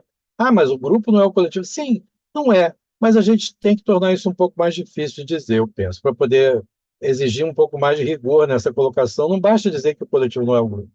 Tem que dizer, como o Jean-Henri disse, e como vocês estão dizendo, por isso que são falas muito férteis aqui, porque a gente tem que dizer melhor isso daí. Não pode dar como, ah, sim, não é grupo, não, é coletivo. É a estrutura da Igreja do Exército, como a Magali mostrou, que é completamente a mesma do indivíduo. Eu quero até propor que a gente, assim, chegue a abolir o termo indivíduo. Eu quero propor, ninguém mais fala em indivíduo em psicanálise, porque não existe lugar para o indivíduo, né? Eu vou usar a forma da Margaret Thatcher, com a qual ela inaugurou é a cara da minha, com a qual ela inaugurou o neoliberalismo. Vocês sabem da frase dela, né? Uma coisa como a sociedade não existe, só existem indivíduos. Ela disse isso. Eu quero inverter, sabe? E dizer assim, uma coisa como um indivíduo não existe, só existe a sociedade, ou o laço social, ou coletivo. Quero inverter, propositalmente, entendeu? Que ela falou isso, né? Vocês sabem, numa entrevista, no final dos anos 70. Então, assim, a gente está no contrário do neoliberalismo. A psicanálise é antitética ao neoliberalismo e ao capitalismo, como mostrou bem a Mignon, e tem essa aproximação com Marx, importantíssimo. O Tempo Lógico é um texto comunista, e a psicanálise é um campo em conflito, isso foi falado também para vocês. Quer dizer, fora do conflito não há como avançar a psicanálise, e a gente tem que levar em conta o conflito sempre. Então, para concluir, eu quero que a gente pare de dizer que o coletivo não é grupo de uma maneira simplista, que a gente se dê o trabalho de demonstrar isso. Lembrar o Freud com os incontáveis eus que ele diz que o isso representa. Vocês sabem que o Freud diz isso. O isso é um precipitado de incontáveis eus. Em alemão, a palavra é incontáveis mesmo. E incontáveis quer dizer, se eu não posso contar, não é um grupo social. Você não seria contável. Ele é o coletivo numa dimensão mais simbólica possível. Então, assim, nossa prática é por estrutura, de saída, enfim, absolutamente determinada pelo laço social coletivo. E só mais uma coisa, eu penso, para concluir, que eu nem sei quanto tempo acabei falando, mas a escola de psicanálise foi falado de formação, né? O tema do livro é a formação do psicanalista. O Enzo falou, tem as escolas lacanianas, tem as outras modalidades de laço, mas eu quero propor que, de todas as modalidades de laço institucional, a escola é a que mais respeita essa dimensão que a gente está trabalhando aqui do coletivo. Mais do que a instituição psicanalítica ou do que a sociedade, obviamente, psicanalítica, apesar do nome, porque é uma sociedade de indivíduos, né? É uma sociedade de grupo, é hierárquica, né? Vertical, o exercício do poder, não é? E então, assim, eu não penso que uma escola seja uma instituição, eu penso que ela não é uma instituição justamente porque ela dá lugar à singularidade do sujeito, à transferência de trabalho num cartel, por exemplo. Ela tem dispositivos que são construídos para fazer oposição aos efeitos imaginários de grupo, indivíduo. Então, ele não vai, como disse a Mignon, isso é inescapável, nós não vamos ficar livres da ideologia nem dos efeitos inconscientes do grupo, mas a gente vai poder lidar com eles. E a escola, eu acho que é uma modalidade de formação que melhor permite a, que nos dá mais elementos para lidar com esses efeitos individualizantes, capitalizantes, neoliberalizantes, etc. É a escola. Então, é isso. Muito obrigado. E me desculpe se eu me excedi um pouco, eu falei que ia falar menos, acabei falando, sei lá, acho que tanto quanto meus colegas aí instigantes. É isso. Todos falaram no seu tempo lógico, Luciano. Então Bom tá bom. escutá-los. Obrigado a todos vocês. É, bom, por que pensar a formação psicanalítica a partir dos coletivos e da realidade brasileira? A gente tem uma resposta depois de todas essas apresentações ou a gente tem uma complexificação da pergunta, né? Para mim, complexificou ainda mais. Assim, um pouco fica essa questão de que não tem outro jeito de falar de psicanálise hoje, a não ser por aí. E de nós brasileiros falarmos de psicanálise sem ser pela nossa realidade, né? Junto a quaisquer outras que a gente coloque aí. Mas acho que a gente ficou com uma complexidade para discutir aí agora. Eu tenho uma pergunta assim mais geral e que é para todos vocês. Mas antes de colocar essa pergunta, talvez vamos abrir para inscrições. Quem quiser fazer um comentário, fazer uma pergunta para os autores aqui, pode se inscrever ou pode, enquanto não tem outros inscritos, abrir o microfone e falar também. Josias, eu queria falar porque eu fiquei com uma questão a partir da fala do Enzo e ela permaneceu durante toda a mesa, que eu acho que seria importante a gente conversar, porque ela tem a ver com o que você coloca sobre uma psicanálise do território brasileiro, né? O Enzo usa a noção de território. Porque quando você fala, não pode ser sem considerar a singularidade brasileira, mas ela não pode ser tratando o Brasil como um indivíduo. E eu vejo muitas posições aí de psicanálise tentando falar de uma psicanálise brasileira, desconsiderando os conceitos fundamentais da psicanálise, negando a tensão conflitiva entre vou chamar de universal dos conceitos e a singularidade brasileira, fazendo uma espécie de fetichização da singularidade. Ah, a gente tem que reinventar a psicanálise brasileira. Eu não acho que esse ponto seria um ponto frutífero. Mas eu queria convidar todo mundo a pensar nisso, sabe? Nessa provocação que o Enzo faz logo na primeira parte, da psicanálise no território brasileiro. Ah, não é a psicanálise brasileira, né? Isso não existe, né, gente? Vamos pensar aqui. Mas vamos abrir para os outros, como propôs o Josi, para quem está presente aí, os 49, quer dizer, menos 5, 44. Talvez dá para a gente escutar aí duas, três pessoas mais e depois a gente volta a fazer uma volta na mesa aqui. Quem mais, gente? Tem uma questão.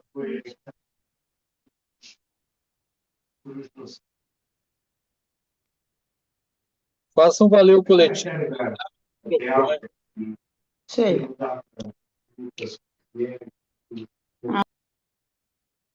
Tem alguém falando? Eu acho que está fixado aqui na tela, nós cinco, não dá para ver. Quem está falando?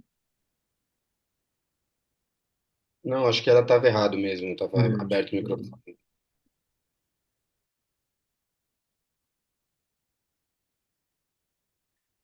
Bom, enquanto alguém vai tomando coragem, eu sei que perguntas e comentários tem, vou colocar a minha questão que é a seguinte, que é para todos os autores aqui, Luciano no primeiro livro, os demais no segundo livro, a partir do que o Enzo disse no início da apresentação dele, de estar se propondo um trabalho, né? Essas coletâneas, essas duas coletâneas, foram um projeto que tinha um pouco essa finalidade, acolher efeitos de discurso, que seria diferente de formações de grupo.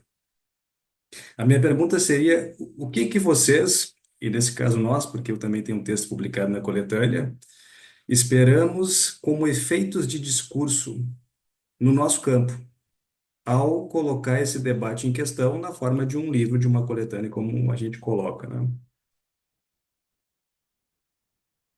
Tem uma aluna que quer fazer uma pergunta. Oi, meu nome é Jenny. Eu tenho uma pergunta assim, eu realmente não sei se cabe dentro do debate, mas era essa questão que vocês colocaram sobre Marx, e essa construção do materialismo histórico, e como você fala sobre a subjetividade dentro da construção da realidade, onde você, da perspectiva materialista, porque isso ficou um pouco confuso para mim. A discussão que eu trouxe no final, né, da realidade.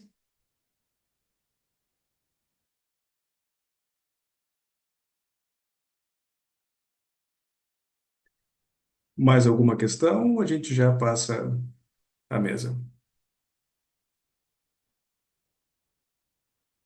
Eu sugiro que passe a mesa, para a gente não ficar aguardando no silêncio, né? Mas insistindo assim que as pessoas também possam nos interromper e interpelar para quando quiserem trazer, porque, como você diz, né, leva um tempo, tomar a palavra não é fácil, né?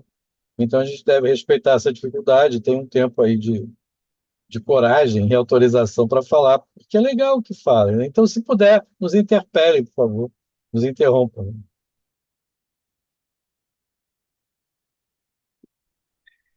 Ah, então eu posso comentar? Qual o nome da aluna? Desculpe. Jennifer, Jennifer. Sua pergunta em relação ao materialismo histórico dialético e a subjetividade, né? Se a gente pensar um pouco, né, nesse papel que o materialismo histórico tem, é justamente de desvelar quais os efeitos de discurso, né? Então, quando Marx pensa, né, na construção do capitalismo, nessa divisão de classes, né, classe burguesa e trabalhadora, o que ele está desvelando para nós também é a lógica de que quem tem esse poder material, né, que é a classe burguesa, vai determinar também todo o campo de ideias que a gente reproduz aqui embaixo. Por exemplo, vamos pegar algo muito específico do território brasileiro, né? Como foi construída a riqueza material do nosso território? No lombo de gente preta, na exploração do trabalho da classe trabalhadora negra, fundamentalmente, né? Então, tudo isso cria um campo de ideias também sobre o que é ser negro no Brasil, o que significa ser negro no Brasil e que a gente reproduz aqui embaixo, sem saber, sem sentir, porque a ideologia age assim, sem que a gente perceba. Se a gente percebesse, não era ideologia, né? Então, assim, tem esse papel do Marx de desvelar toda essa questão do poder e como ela se reproduz como ideias que a gente reproduz. Então, assim, esse campo de ideias é onde o grande outro também está inserido, assim. Ele não está fora disso. A gente nasce, esse grande outro que nos transmite esse campo de ideias está inserido nisso. Então, a gente extrai consequências desse efeito do outro que já está imbuído nesse campo. E não tem como a gente escapar, né? Então, eu acho que hoje a gente tem, eu acho que por muitos efeitos, né, outros canais de discussão, hoje a gente tem acesso a informações e a discussões que a gente não tinha antigamente, porque, por exemplo, a mídia burguesa sempre teve do lado da burguesia mesmo, assim. A gente não tinha como ter acesso a essa discussão. Eu acho que hoje, pela difusão do papel de outras mídias sociais, a gente tem alcance a tudo, né? Inclusive ao pior, né, Enzo? A gente estava conversando hoje sobre isso, né?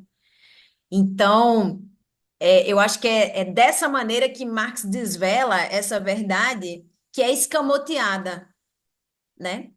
Que já foi escamoteada por muito tempo, ainda é, né, pela maioria das pessoas, mas eu acho que a gente tem um debate um pouco melhor sobre isso hoje.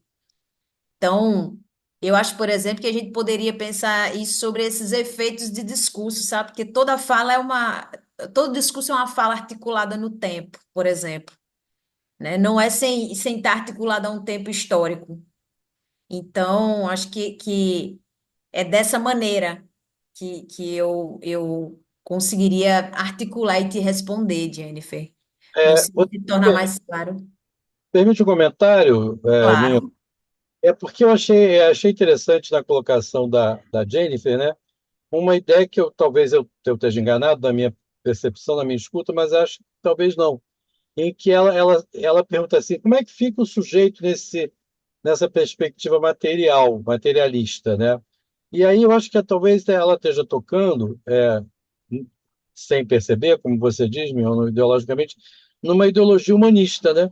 Como se o sujeito fosse antitético com o que é material. Acho que você respondeu bem, Mignon, que não, né? Que essas condições, por exemplo, marcam profundamente o sujeito. E o Uhum. sujeito talvez tenha que dialogar um pouco com a Jennifer sobre essa questão, e aí a Magali, que tem toda essa possibilidade, né, com quem tem essa relação de ensino, transmissão com ela, que o sujeito é material também. O sujeito não é dotado de alma, nem de valores humanos essenciais e a priori. Tem uma crítica do humanismo implícita aí. E eu acho que a Jennifer toca nisso. Foi muito bom ela colocar talvez esse espanto. Mas como é que fica a subjetividade no mundo materialista dialético? Fica. E o sujeito também é material, assim como a sociedade, né?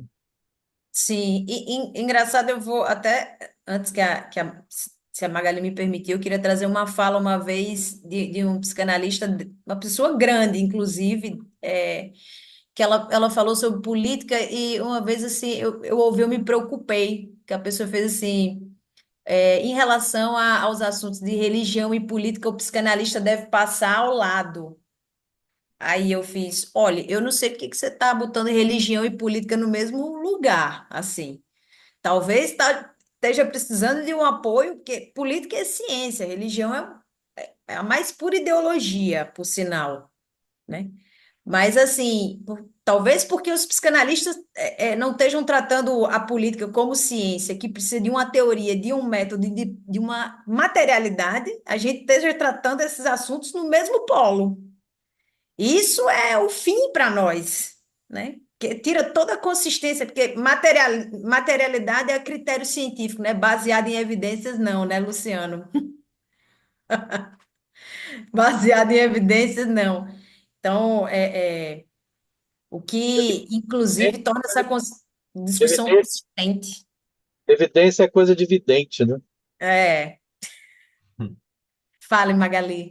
Mas eu acho também que indo aí na direção da questão que a Magali faz, né, da realidade brasileira, eu até anotei uma passagem da sua fala, né, Mignon, né, da importância do psicanalista se aproximar dos fenômenos sociais por meio de uma análise sociológica crítica, né? Eu escuto e compreendo o por meio de, né, mas eu acho que é não só via uma análise sociológica crítica, né? Eu acho que o que a gente também percebe no campo e em pessoas muito com a melhor das intenções, progressistas inclusive, né, nesse movimento de indireção e de leitura, de tomada dessas análises sociológicas, acabam incorrendo, se de um lado a gente tem o risco do humanismo, do outro a gente tem o risco do culturalismo, né? E aí eu acho que é um ponto de tensão para a gente estar bastante atento, assim, como é que a gente dialoga e que lugar a gente coloca a psicanálise nesse diálogo. Porque esses tempos atrás eu estava com uma pesquisadora importante aí, né, ligada à USP, e ela fez uma fala que me assustei, assim, né, porque ela ainda se diz psicanalista. E ela falou, porque a gente tem que fazer uma sociologização do campo para depois a psicanálise entrar, né? Oxi, E aí, pois viagem. é, pois é. E aí que eu acho que é um perigo, e eu acho que é alguma coisa que a gente não tem que desviar porque de alguma maneira toca em pontos que dizem respeito a colegas, aliados, políticos importantes, né? Eu acho que a gente tem que ter estratégia para discutir isso, saber onde a gente discute, né? Porque ninguém aqui está precisando de reduzir a potência que a gente tem e de gastar munição com amigo, né? Com parceiro de fronte, mas eu acho que é uma questão que a gente tem que colocar para o nosso campo, é como que a gente, o que que a gente faz com essa análise sociológica crítica? E que lugar que o sujeito tem a partir dessa articulação entre psicanálise e marxismo? Porque eu acho que é muito o que a gente fala em termos de reforma psiquiátrica também. A reforma psiquiátrica e a composição com outros campos só é interessante se restar questão. Se a gente supor que a articulação com o marxismo cessa a questão, Não. acabou. Acabou o sujeito. Não é Pois é, para completar o campo, né? É para descompletar. Exato. Exato. é, Pô, é, ia senão a dizer gente uma. está fazendo grupo. Não, então, eu acho essa questão super importante que você está trazendo. Eu vejo esse risco da sociologização, sim, do culturalismo, né? E que Sim. aparece na fala dessa pessoa que você citou. Agora, eu acho que a Mignon falou do real. E eu acho que é aí que tem. E eu acho que até eu reparei que você concordou muito quando ela falou. talvez preocupados já com isso, né, Enzo? Porque justamente não dá para fazer essa análise crítica sociológica crítica sem o real da experiência analítica, sem o sujeito. Eu acho que é nesse real que a gente assegura que vai ver os efeitos disso num sujeito. Eu tentei falar de alienação e separação por isso, para trazer uma dimensão do coletivo, mas no nível da estrutura, né? E não Uhum. atuar, inclusive, não no nível dos conceitos sociológicos. Que aí acabou a psicanálise. Se sociologizar primeiro, a psicanálise não entrará. É bom dizer essa moça lá. Sim. Se fizer isso, ela não entrará. Exatamente por isso que eu até mandei no privado para Mignon, que a última questão que ela coloca para mim é a questão para a gente sair daqui, que é, que é como que a gente articula esse materialismo, essa realidade que nos é colocada, digamos, com a realidade psíquica, né? Com isso que há E para ter articulação tem que ter real, tem que ter dobra, né? Uhum. É o tal do cristal, lá da metáfora do cristal. Uhum. E a articulação pela intimidade, né? O gozo não pode estar excluído, né? O campo do gozo é justamente o mais íntimo do sujeito, né? Isso não está excluído, né? Então, acho que é poder ir para o materialismo histórico, mas para poder retornar mais rigoroso com a psicanálise, não excluí-la, né? Que é a ciência que a gente tem do real. Eu não sei se vocês sabem, o Marx, quando era jovem, ele escreveu mais sobre o desejo do que depois, né? Tem aqueles textos de 44, lá quando ele estava em Paris, chamam Manuscritos Parisienses. Isso tem a ver com a Jennifer também, viu, Magali? Fala para ela aí. Que o Marx diz que com ele vai falar do desejo, que o sujeito precisa, o sujeito histórico, né? Que ele é óbvio, ele não é psicanalista, como disse a minha, ele não está preocupado com a questão do inconsciente. Mas ele chega a dizer que é preciso que haja superação desses entraves alienantes para o sujeito ser um sujeito de desejo. Ele diz isso. E é muito interessante. Tem um filme cubano, né? Talvez vocês tenham visto, Morango e Chocolate, e que trata disso. É um filme de um cubano. Eu vou até aproveitar e dizer que eu vou estar com os cubanos. Eu fui convidado honradamente, estou assim, completamente honrado com isso, para estar num debate com cubanos, com psicólogos e filósofos da Universidade de Havana. E eu vou levar esse texto lá, que eu escrevi há muito tempo, chamado Operário e a Histérica, que Aham. é sobre esse filme, porque tem a ver com a questão, né, do Marx, enfim, mas isso é outra coisa. Só para dizer que eu acho que o desejo está presente, claro, enfim, o sujeito e a subjetividade são articuláveis, sim. Agora, depois, se for o caso, eu queria voltar à questão que a Magali colocou, né, do psicanálise brasileira, que teve um diálogo com o Enzo, porque eu disse assim que não há, no sentido de que a gente não pode dar essa adjetivação imaginarizante, individualizante, como a Magali falou, a psicanálise brasileira, ela não é brasileira, né? É diferente dela estar conectada com a realidade brasileira, porque eu gostei do coletivos psicanalíticos e realidade. Quem é brasileiro é a realidade, não é a psicanálise, né? Acho que tem que ter essa questão é muito importante, né, Magali? Só para falar disso de novo. Só um comentário antes, talvez, da gente. Magali também vai fazer um comentário antes de passar depois para a Ana, que eu não posso deixar de passar também. Como a Jenny ela trouxe para a cena, né, algo que eu acho muito legal da história da psicologia, né, como campo, que é isso. A psicologia só pode ser questionada do seu lugar de exclusivamente, praticamente, né, de mestria, de violência, né, no momento em que ela entra na universidade pelos alunos, né? Então, eu achei interessante, um índice interessante, justamente uma aluna de psicologia trazer uma questão que nos movimentou como movimentou aqui, né? Não poderia deixar de sublinhar isso. É porque eu acho que a gente está respondendo aqui a provocação que o Josias fez, né? O que que nós, como autores, esperamos desse livro? E eu acho que é suportar a tensão conflitiva de não responder rapidamente. Coletivo é diferente de grupo. É porque quando a gente responde rapidamente, coletivo é diferente de grupo, a gente está fazendo um sintoma no sentido freudiano. A gente não quer saber e dar uma resposta. E tem muitos movimentos que eu vejo dos psicanalistas fazendo isso, fazendo um não querer saber e respondendo. E muito imediatamente. E aí eu acho, Josias, que para mim o que esse livro, por isso mesmo me convidou para para falar um pouco nesse segundo volume, o que esse livro mais me tocou foi isso de não ter pressa de concluir, mas, ao mesmo tempo, suportar esse convite de produzir na tensão.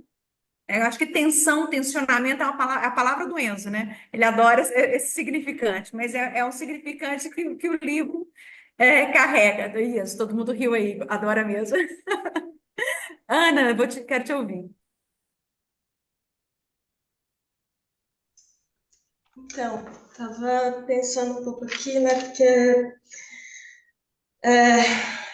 como é que a psicanálise contribui, né? Consegue pensar a partir da realidade brasileira também? Se hoje me parece que nem a esquerda, assim, no geral, consegue fazer isso, assim, né? A gente tem um desafio enorme colocado nesse, né, quanto a isso, assim, né? Pelo menos do que eu acompanho, assim, me parece que hoje, dentro do marxismo mesmo, a gente tem uma dificuldade para isso, assim. Então, e aí isso me faz lembrar daquele livro do Floran Barão Garcia, acho que ele Marrom a Garcia. impress- Floranga Marrom Garcia, esse mesmo. isso, que ele me faz pensar também o quanto as condições do movimento histórico também dão condições para que a psicanálise avance ou retroceda, sabe, no geral, assim, enfim, no contato com a realidade social, assim, né? E aí acho que isso fica um desafio muito em aberto mesmo para a psicanálise no geral, visto a quadra histórica, né, que a gente tá, que a gente vive assim no geral. E tá, deixa eu. Mas isso porque também assim, né, tava escutando vocês e às vezes acho que colocar o marxismo também no lugar da sociologia também talvez não nos ajuda muito, porque são coisas diferentes, né? O marxismo e a sociologia. Enfim, esses dias eu li uma entrevista da Diana Rabinovic, no Aqueronta, que ela falava que a gente não sabe usar a liberdade que Lacan nos deu. E eu fiquei muito com isso na cabeça, assim, porque quando falou, pensar a realidade brasileira, e ela falava, né, da realidade argentina, assim, de como a realidade francesa, da escola que o Lacan pensou para a França. Tinha questões, quando você pensava a Argentina, pelo movimento que vinha acontecendo ali, né, de várias associações e de se pensar uma escola única, né, a partir disso, assim. E aí, isso também acho que talvez é um ponto, assim, quando a gente vai pensar um local, né? Como é que ele se dá. Não sei, eu fiquei com isso na cabeça, assim, em termos de pensar uma realidade brasileira que eu não sei, né? Se ela. Eu acho que tem as contribuições mais avançadas que a gente tem na história do desenvolvimento da psicanálise, que a gente tem que fazer uso delas, né? A gente não pode perdê-las de vista, mas também tem as construções e as particularidades. E eu fico pensando, porque quando eu escutei na Jornada do Laço em 2023 falar um pouco da história do Laço, assim, tinha né, um pouco disso também, acho, de, bom, ter que criar alguma coisa também a partir de alguns dilemas, né, que foram colocados, assim. Então, não sei, eu fiquei um pouco com essas reflexões, assim, escutando vocês, mas eu acho que tem isso também, né, como é que a gente pensa como é que a gente se coloca diante do desafio de pensar a realidade brasileira com tanta coisa que não está dando muitas condições para isso, no geral, sabe? Porque a articulação com as outras áreas, com o próprio marxismo, parece que faz uma diferença bem grande nisso, mas também do próprio avanço do marxismo e das outras áreas críticas, assim, né? Enfim, não sei se eu misturei muita coisa, mas enfim, foi me correndo ao longo do debate. Eu só quero fazer um comentário breve, né, da sua fala, Ana. Agradecer primeiro a fala aqui, o diálogo que a gente vem também, de alguma maneira, tecendo aí por outros meios, né, desde da jornada. eu acho que existem eventos históricos que eles abrem a possibilidade de algo se transformar, né? Com a condição do analista poder se colocar não como aquele que vai salvar, né, senão de maneira implicada com isso que está acontecendo. Eu pego, por exemplo, um texto que eu gosto muito do Lacan, A Psiquiatria Inglesa e a Guerra. Ele fala, ó, a guerra deu condições para os psiquiatras perceberem o desvelamento de seu mandato social. Ele fala exatamente, é quase Basaglia falando, né? Do jeito que a gente lê, parece que tá, ah, não, tá aqui, ó, tá claro. Não, mas não foram quaisquer psiquiatras. Foram justamente os psiquiatras que estavam ali dispostos a olhar para sua função a partir de uma posição mais implicada com aquilo que estava acontecendo. Implicada no sentido de que, bom, talvez a gente também seja um tanto agente em relação a isso que a gente está criticando, para aí poder afirmar uma outra posição. Eu acho que esse ponto é importante da gente levar em conta, porque é isso, o laço analítico não surgiu a partir de qualquer agrupamento de psicanalistas, né? Foram certos psicanalistas que olharam para aquela realidade de uma maneira muito específica e puderam aí fazer alguma articulação, assim como a vasta maioria, né, acaba não fazendo nenhum tipo de articulação.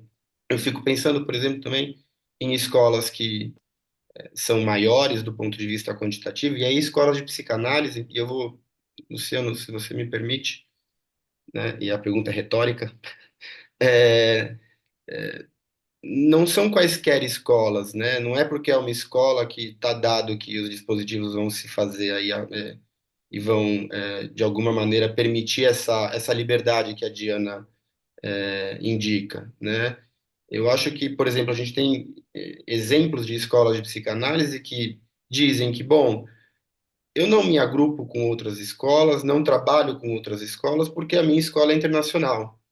Se é internacional, está posto que eu estou sendo colocado em questão, enquanto, sei lá, a escola brasileira, não a escola brasileira da MP, né? Mas, enfim, a escola localizada no Brasil, né? Enquanto outras escolas, como o Laço, né, tem esse traço de, bom, a gente está sempre aí em diálogo, tem a Lacano, teve Convergência por muito tempo, né? Tem outras escolas parceiras que a gente está ali às voltas com tensionamentos, com reuniões, né? Então, é só para dizer que às vezes a gente lê um texto e fala, ah, então aconteceu aquilo, então os psicanalistas bolaram essa saída porque estava clara a saída. Não, eles tiveram que colocar alguma coisa deles e perder nisso. E eu acho que a gente tem um pouco de dificuldade de perder. Por isso que a gente tende ao grupo. É só esse comentário breve, assim.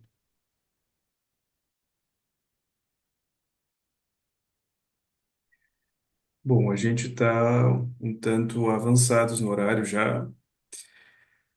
Temos uma última questão, última pergunta. Eu Tem também. uma do chat, eu não sei se ela já foi contemplada, mas tem uma do chat. Tem dois comentários do chat aqui, Kennedy e Eden Fischer. Vocês querem abrir o microfone e falar?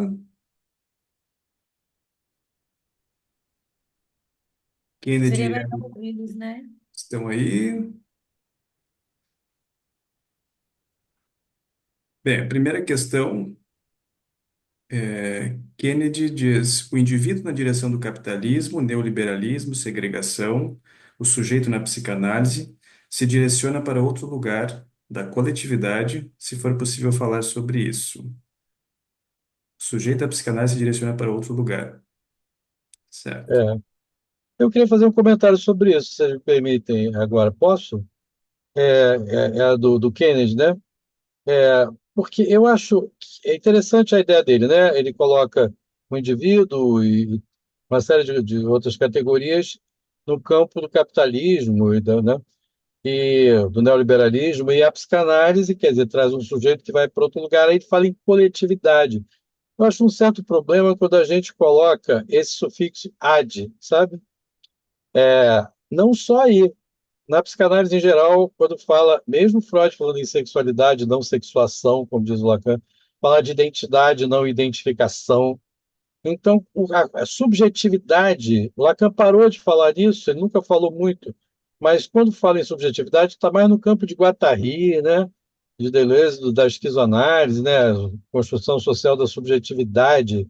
A gente fala em sujeito, e esse enxugamento, sabe, Kennedy, se você está aí, esse enxugamento, esse corte, falar em sujeito, eu acho que é mais gente que nem pão quente, sabe? Situa mais a coisa num lugar mais de corte do que o gordo campo da subjetividade e seus valores, né? Que são sempre culturais. Coletividade também eu acho que puxa para mim para um campo cheio de valores e ideologia. Vamos falar de coletivo, mais seco e enxuto, prefiro. Concordando basicamente com o que o Kennedy falou, né? Mas ele pediu para falar mais um pouco, eu estou falando. Coletividade, eu acho que infla, sabe? Infla o coletivo, que é mais estrutural. No sentido também do que o Enzo falou, né? Tomar cuidado para não sociologizar, né? E outra questão, você não leu ainda, da socioclínica, eu acho que tem esse mesmo problema. Fala aí. Todos querem comentar a questão do Kennedy? Éden disse que é só um comentário, não quer colocar a questão aqui, mas disse o seguinte: há um campo de estudos que é a socioclínica, que abrange estudos, análises críticas e intervenções sociais à luz da psicanálise. Eu quero comentar também, vocês vão achar que eu sou chato, né? Mas não tem problema, porque eu não sou chato, não, eu sou legal. O seguinte, socioclínica, para que criar um campo novo, né? Eu acho que a gente já tem tanta dificuldade de falar como foi tratado aqui. A própria Ana colocou isso, né? Os recursos que Ana que colocou, que a gente está precisando de pensar os recursos que a própria esquerda tem e a psicanálise para lidar, para interagir, intervir na realidade. Eu não sei se ajuda muito a criar um campo novo, sabe? Socioclínica. Vamos falar de psicanálise e marxismo, por exemplo, teoria crítica já é bem complicado. Nossa, eu ia comentar a mesma coisa, Luciana, assim, eu não sei se é essa proliferação, né, de significantes novos, se isso vai ser muito mais é um complicador, né?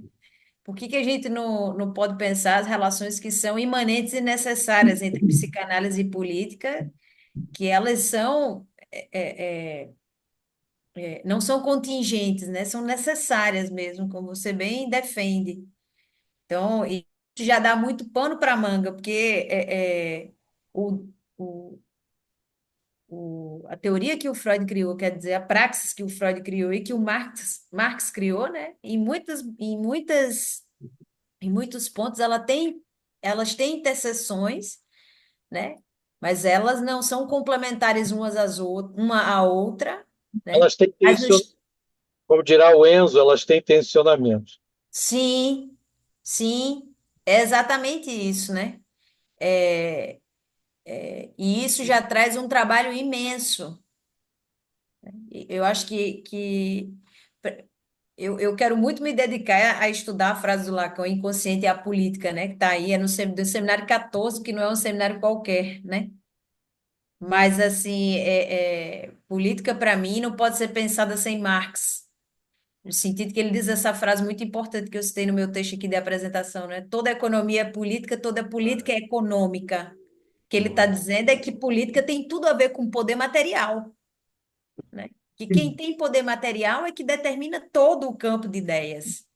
Não tem como escapar disso, né? No socialismo vai ser a classe trabalhadora com poder material que vai determinar o seu campo de ideias. Aí vai ser uma outra lógica, a gente vai incluir a realidade material, né? Então, a nossa ideologia é essa, porque nós temos ideologia também. A gente não escapa dela nem no socialismo, nem no capitalismo, né? Uma inclui, a outra escamoteia a realidade material. Isso já é muito para a gente pensar e articular, né? Eu também eu acho um complicador essa proliferação de neologismos assim, né? É meio que um puxadinho e acaba desvirtuando, teoricamente, né? O que a gente já tem. Complica sem complexificar, né? Eu É, acho que exatamente. eu tô na dúvida aqui, Thiago, você quer falar? Torcida que queira. Que tá toda hora abrindo o microfone e eu tô na aposta que você tá afim É, de fazer uma questão. Thiago Bruno. que não. Antônio perguntou se os textos dessas apresentações seriam disponibilizados. Gente, o livro. Mas O livro. essa é uma das falas de hoje, né? Sim, É, sim. que teve texto, o Enzo fez um texto, Margarida também. Em Uhum. outra, só eu não sou do livro, então eu me dei ao luxo de falar o meu podcastzinho. Eu ia dizer, vai ter podcast, né, Luciano? Por favor, libera esse podcast aí para nós. Eu estava reparando, gente, que isso eu lembrei, assim, durante a nossa discussão aqui de hoje, que no pré-lançamento do volume um a gente tinha essa delimitação das cenas do impossível na formação, né? E a pergunta um pouco era essa, a chamada era essa. A formação em psicanálise do Brasil, cenas do impossível? Uma pergunta. E o que incendiou o debate naquele momento foi o tripé. Ninguém queria falar de tripé, mas apareceu o tripé lá com uma questão, ficou todo mundo discutindo o tal do tripé, veio de novo, né, o tripé. E aqui a gente está com essa pergunta, né, no volume 2. Por que pensar a formação psicanalítica a partir dos coletivos e da realidade brasileira? E vem a materialidade, como que, enfim, o pontapé inicial aí de debate, né? Acho que não como resposta à questão, mas como uma via de a gente seguir explorando. Efeito de discurso, né, que você perguntava, né? Uma materialidade não grupal, né? Sim, mas é aquilo que atinge, né, a realidade, a gente no dia a dia, aquilo que se aplica no dia a dia.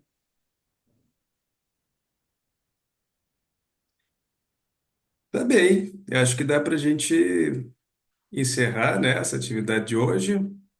Já ficaram questões para todo mundo aí. Luciano depois nos manda o podcast. Essa nossa discussão depois vai para o YouTube da editora, então vocês também podem compartilhar em outro momento, né, com outras pessoas que não puderam estar. Então, agradeço em nome da editora a presença de todos, de todas, tanto autores quanto as pessoas que estavam com a gente aí na atividade. Magali, que está no pátio da universidade, lá, sua turma. Muito legal essa invenção aí de como participar do evento, né? Então, muito obrigado, gente. Valeu, pessoal. Tchau, Agradecer. gente. Boa noite. Valeu, boa noite. Obrigada Boa noite. para todo mundo. Beijo, beijo a todos. Boa Tchau. noite.